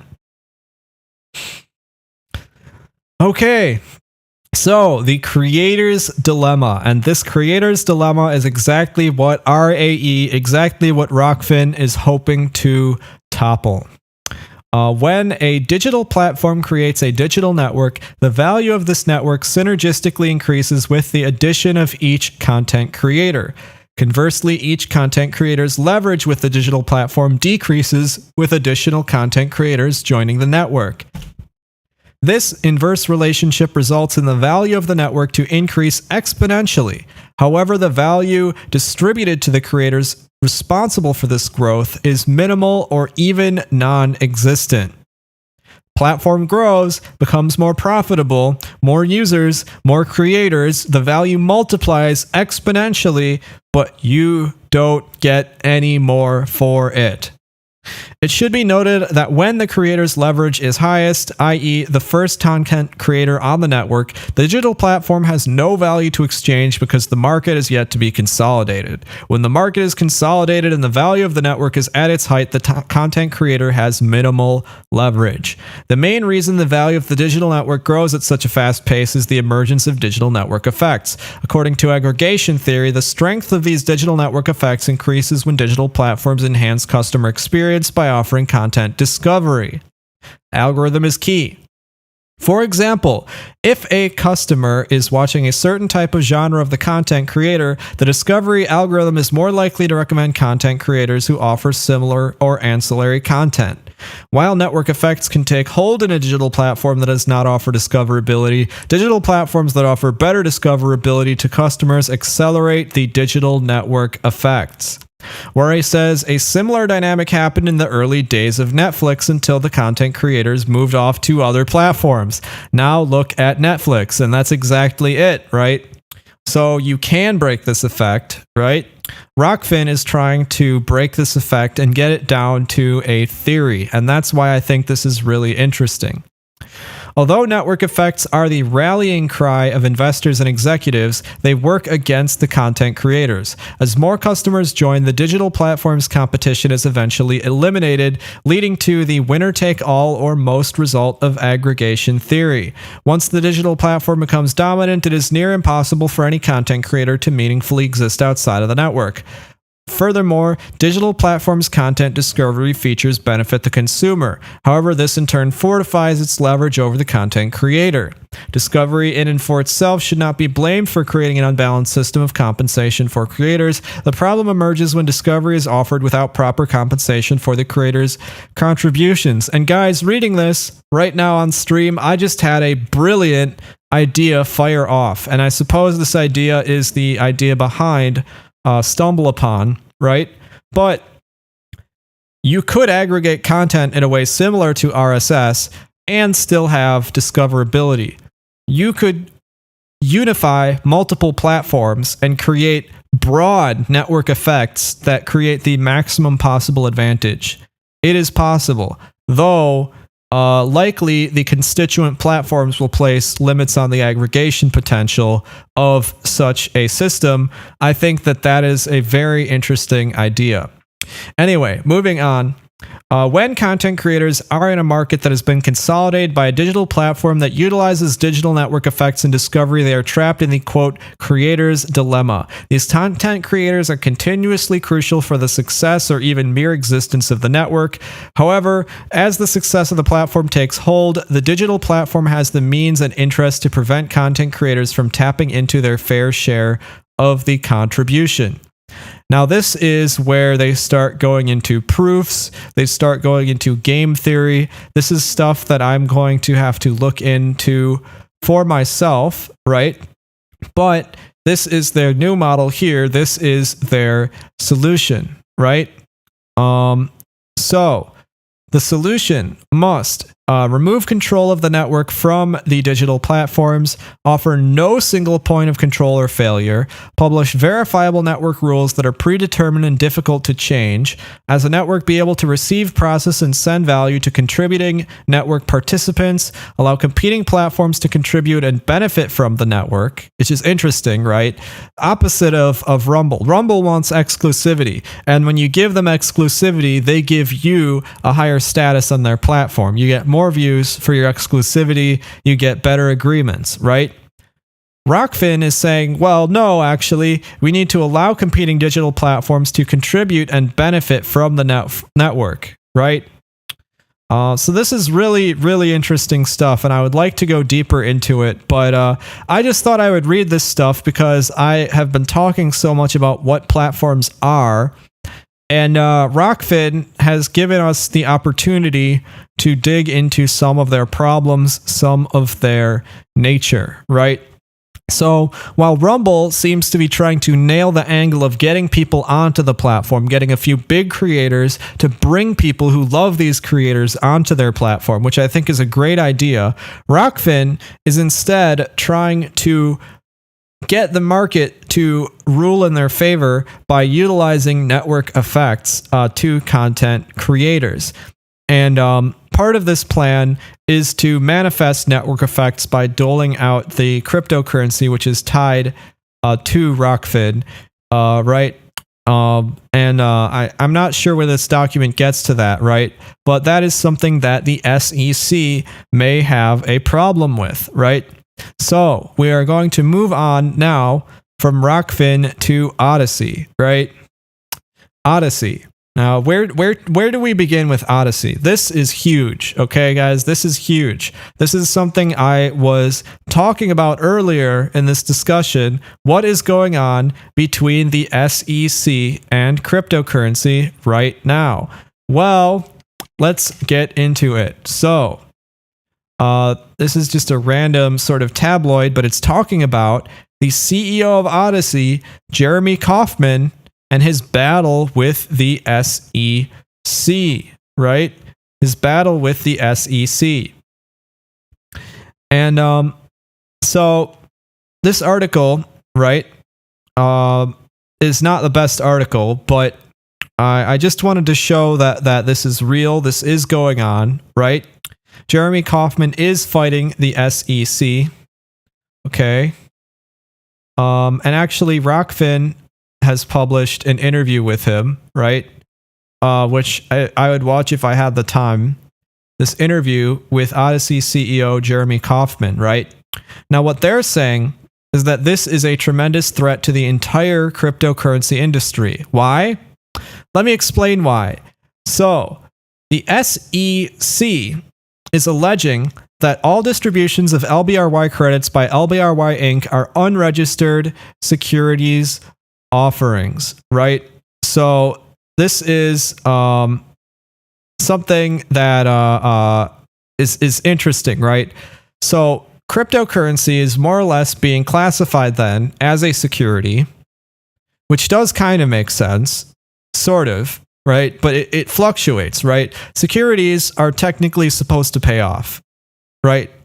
Well, I'm going to say that's not true. Securities can fail, right? So they're alleging that cryptocurrency is a type of security, and LBRY is trying to manipulate network effects by doling out credits for people that do things that benefit their platform. They're trying to manipulate the behavior of users by doling out, here's 50 cents because you shared a video. Here's 50 cents because somebody clicked on a link to our website, right? And they don't like that. And they say you're acting like a bank, which is doling out unregistered securities offerings to users by doing this stuff, right? And this is the same thing that Rockfin wants to do. And if they declare this a problem, then a lot of the sort of leverage, the way that they hope to solve these problems, is going to disappear. And Odyssey and Rockfin don't really stand a chance if the SEC rules that this is indeed the doling out of unregistered securities offerings. And let me add that a ruling on this case will be reached on July 20th. In 6 days, they're going to rule on this case, and this is a very big deal, right? Now, Kauffman is claiming that this could result in a broader crackdown on crypto. Now, I'm not deep in the crypto community, but what I do know is that many crypto coins offer themselves for something other than a simple purchase, right? A simple medium of exchange. Ethereum, the whole purpose of Ethereum is to create new ways of doing cryptocurrencies, new things that you can do on the blockchain, right? Which naturally leads to things other than simple exchange and purchase right? You're allowed to exchange securities, but you're not allowed to just like dole out securities freely. And this is a big problem, right? This is a big problem. And based on the SEC ruling, Odyssey and Rockfin could face some very serious problems, right? So this article talks about this, but I'm going to talk about it my own way. Odyssey is a very special platform because it's not truly a platform. It is actually a layer. It is a front end on top of LBRY. What is LBRY? Well, think of LimeWire or BitTorrent, except backed by a blockchain. Think of a DHT, right? If you know what that is, stored on a blockchain. That is what LBRY is, right? And if you understand what I'm saying, this is an immutable store of content. Blockchains are immutable. Once the content of the blockchain is established, it cannot be changed, right?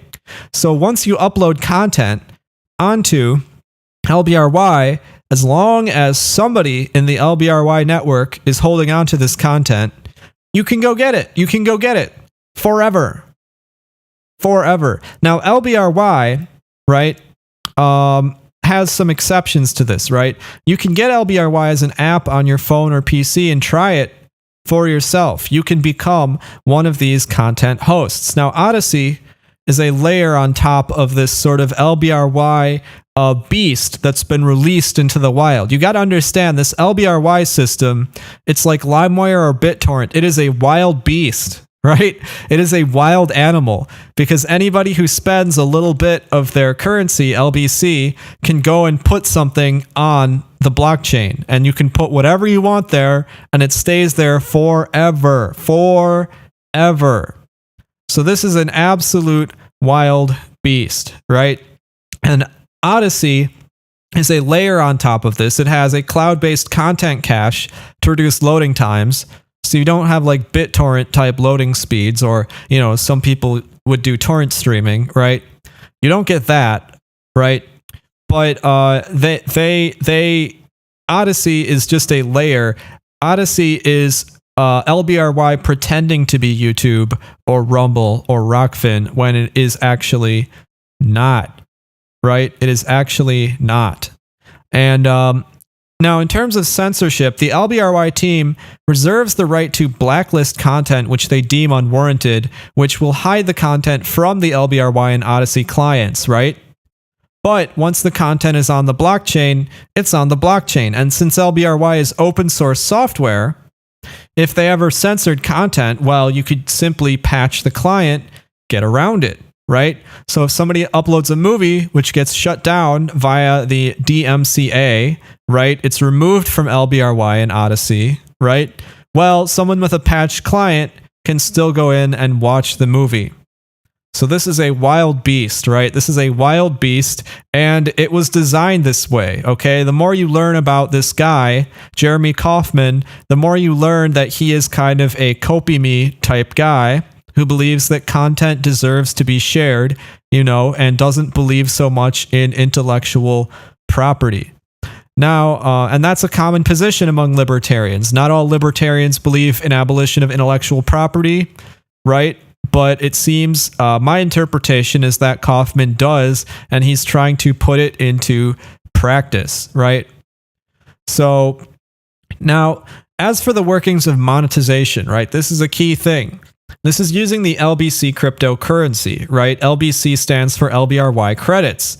They can be used to tip channels, and you can also sell your content at a fixed price. Right now, an LBC is worth about a cent of US dollars, but this could go up and down in value as it has, right? Of course, in order to tip an LBC, you have to exchange your local currency for LBC, which you can do through a variety of crypto exchanges or through the Odyssey website. Odyssey takes 10% of the money you tip, and the reason they don't have to take as much money is because the LBC currency grows, right? And when this LBC currency grows, these holders of LBC at LBRY and Odyssey, they all make money because this currency they're growing has now grown in value, right? So when they grow their platform, they try to grow their coin as well. And this is the thing that the SEC has a problem with, is that since LBRY has a reserve of LBC, which they're trying to classify as a security, and they give it out to people to incentivize their platform, the LBRY team will then pay you an LBC to use their platform. So they have like kind of a reward system. You get LBC by building a base of followers. You get LBC by referring people to LBRY with your custom link, as I'm now doing in the live chat, right? And if you click this link, I will get maybe a few pennies, right? And if a lot of people click this link, I could get a few dollars. And that's bringing people to their platform. They're trying to incentivize it. This is what the SEC doesn't like that they are doing. You can also mine LBC like any other cryptocurrency, and you can earn it simply by helping the LBRY team with certain tasks, right? Now, if you replace LBC with stock, right? With stock, like an actual security, that sounds kind of sketchy. That sounds hairy and hazy and exploitable, right? That sounds like something which, if I was running the SEC, I may have a problem with somebody doing that, right? So I can see why, but maybe they think it's okay. Maybe the way they're doing it is okay. Maybe Odyssey is justifying their actions in some way, or able to prove that cryptocurrency is fundamentally different than a security in this way, right? But it is similar to a security in that it's likely to go up in value as YouTube continues to crack down censorship, right? And that is a fact, right? So a lot of people are attracted to Odyssey because of the fact that it is simply a layer on top of this wild beast LBRY. They like the fact that by using Odyssey, you're supporting the LBRY network, and you're allowing this freedom of information to be spread in whatever which way people determine, the users determine, right? But, maybe the LBRY system itself is going to be a problem, right? Because of the nature of how it chunks content and spreads it among users and creates an alternate protocol for sharing content, right? It could be a problem if the users find a way to get around DMCA regulations, in which case either the ISP will step in to try to content ID and determine that people are pirating things, but this could actually be difficult. And I haven't looked into how an ISP could actually stop people from downloading content off LBRY. It may be more difficult than you think, right? This is a beast. This is a monster which has been unleashed, which is a nightmare for intellectual property holders, and not just copyrighted content, but illegal content. If people wanted to share illegal content on LBRY, they have the potential to do it. I'm not saying you should do it. Do not do that. Absolutely do not do that. But this could be a problem, and LBRY and Odyssey may have to wipe their hands of this problem in some way or another. Just taking down the content may be sufficient. Maybe it's not, right? Safe harbor clauses, which used to say that platforms are not responsible for what is uploaded to them, those are not what they used to be, right? Those have had a few marks made on them. They're not as strong as they used to be. So Odyssey could grow and succeed for this reason. I think it's likely to attract tech people more than anything, because tech people like me understand how the LBRY basis of the Odyssey platform means that it does not suffer from the same limitations as other platforms. It means that censorship is insanely difficult. It means that even if Jeremy Kauffman loses his SEC proceedings, LBRY will persist as a basis, right? It will continue to exist. It is this monster that has been unleashed. It will continue to exist, right? So to top off this whole section on Odyssey, I wanted to show you some of Jeremy Kauffman's content, right? So this is Jeremy Kauffman, Libertarian for Senate. He is running for Senate in New Hampshire as a Libertarian. Okay, He is running for Senate as a libertarian. This is the CEO of Odyssey, Jeremy Kauffman. And he has created, quote, independence for data users, allowing them to create and share information without federal control. He is trying to create libertarianism. He is trying to create an ecosystem of information freedom outside of federal control. Explicitly, he says this. He wants to allow people to create and share information without federal control. I mean, this guy, right? This is an interesting guy. This is a very interesting guy, right? So he wants New Hampshire to be able to fight off federal data protection regulations and intellectual property. He wants New Hampshire to be a haven for data freedom. If you host a website, and if Jeremy wins, I'll say this much. If Jeremy wins and I want to host a website in America, I'm going to host it in New Hampshire. I'm definitely going to host it in New Hampshire, right? So, do I support this guy, Jeremy? Do I support him? Well, let me show you a video made by Jeremy Kauffman. Okay, this is something that I think is just, well, just watch this. Picture this. Innocent people in the Middle East. They're having dinner. A bomb is dropped on their house, and they're all killed. What's the problem with this? It's being done by white men. I am Jeremy Kauffman, the Chief Diversity Officer at Halliburton and candidate for United States Senate. It is time to diversify the murderous military-industrial complex. We need to make the nukes gay. And that's why I'm running for office. Like my fellow Democrats and Republicans, I will support every war. I will support stealing billions of dollars from Americans to kill innocent people, but we are gonna make it so gay. It will go down in the history books. We will say never have so many genders and so many races killed innocent people. Let's bomb Yemen, but let's make sure a rainbow of skin colors are dropping those bombs. These are gonna be the gayest transist murders the United States has ever performed. That's what I stand for as the Chief Diversity Officer at Halliburton, and that's what I'll do once elected to the United States Senate. I'm Jeremy Kauffman, and I'm gay for this message.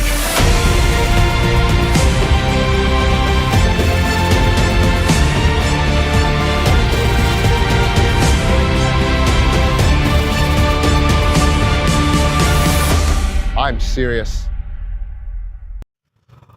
My God. I wish I had more live viewers to react to this right now. But hopefully the replay. Guys. Oh my God. Oh my gosh, I should say. Oh my gosh. This guy. Anyway, I'm just going to say, do I support Jeremy Kauffman? Look, I'm not a libertarian. Do I support Jeremy Kauffman for New Hampshire? Show me a better candidate for New Hampshire, okay? Show me a better candidate. So, look. Jeremy Kauffman, right? Okay, we go get his ballotpedia here, right? Who's he running against? Election September 13th. Who's he running against? He's running against other libertarians. I think. Wait, what? Okay, look, I'm not sure how New Hampshire elections work, okay? But we have Democrats, we have Republicans, we have another libertarian, Kevin Kahn, We have Thomas Sharp. I don't know about these guys, anything about them, right? But if, hypothetically, if Jeremy Kauffman was running against a Democrat and a Republican, I would absolutely 100% support this guy. Absolutely support this guy. I think that Jeremy Kauffman is I'm behind him. And look, as much as I think that cryptocurrency has gotten out of hand, and I think maybe it should have some like rational limits placed on it of some kind, I actually kind of want him to win against the SEC. I actually kind of want him to win after seeing that. This is just incredible. Anyway, so with that lightness here, you know, a little bit of humor here, I'm going to close out my stream. I'm going to close out the second hour here with a summary. Okay. Rumble is a big player. They're pulling big creators. They are doing business. Okay. Rumble really wants to overtake YouTube. Rockfin, it's a creator-centric platform designed to scale. They have transparency. They have a lot of technical stuff on their website, which is shows their commitment to transparency, right? I don't know who they're trying to court. I don't know who's going to want to use Rockfin. I know Caleb Maupin is streaming on Rockfin. You know, maybe it has certain benefits, certain appeal, right? But, you know, it still has merit, you know, and it may actually find an inventive solution to beat people at their own game, right? To beat YouTube at their game. Odyssey, it is a censorship-resistant, anarcho-capitalist paradise. Odyssey, if Odyssey itself as a platform isn't, LBRY absolutely is. Okay, if you like LimeWire and BitTorrent, you're gonna love LBRY. You're gonna love LBRY. I will say that much.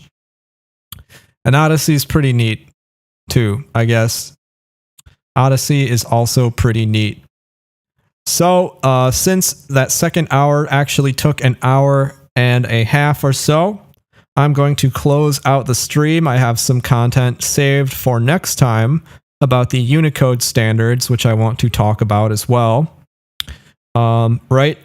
But if you're watching this replay right now, be sure to share the stream, donate to me, 44100HZ, donate to CPI events, and if you like what we're doing here, if you like what we're trying to achieve, if you like our message, consider joining CPI. Consider joining CPI. That is cpiusa.org.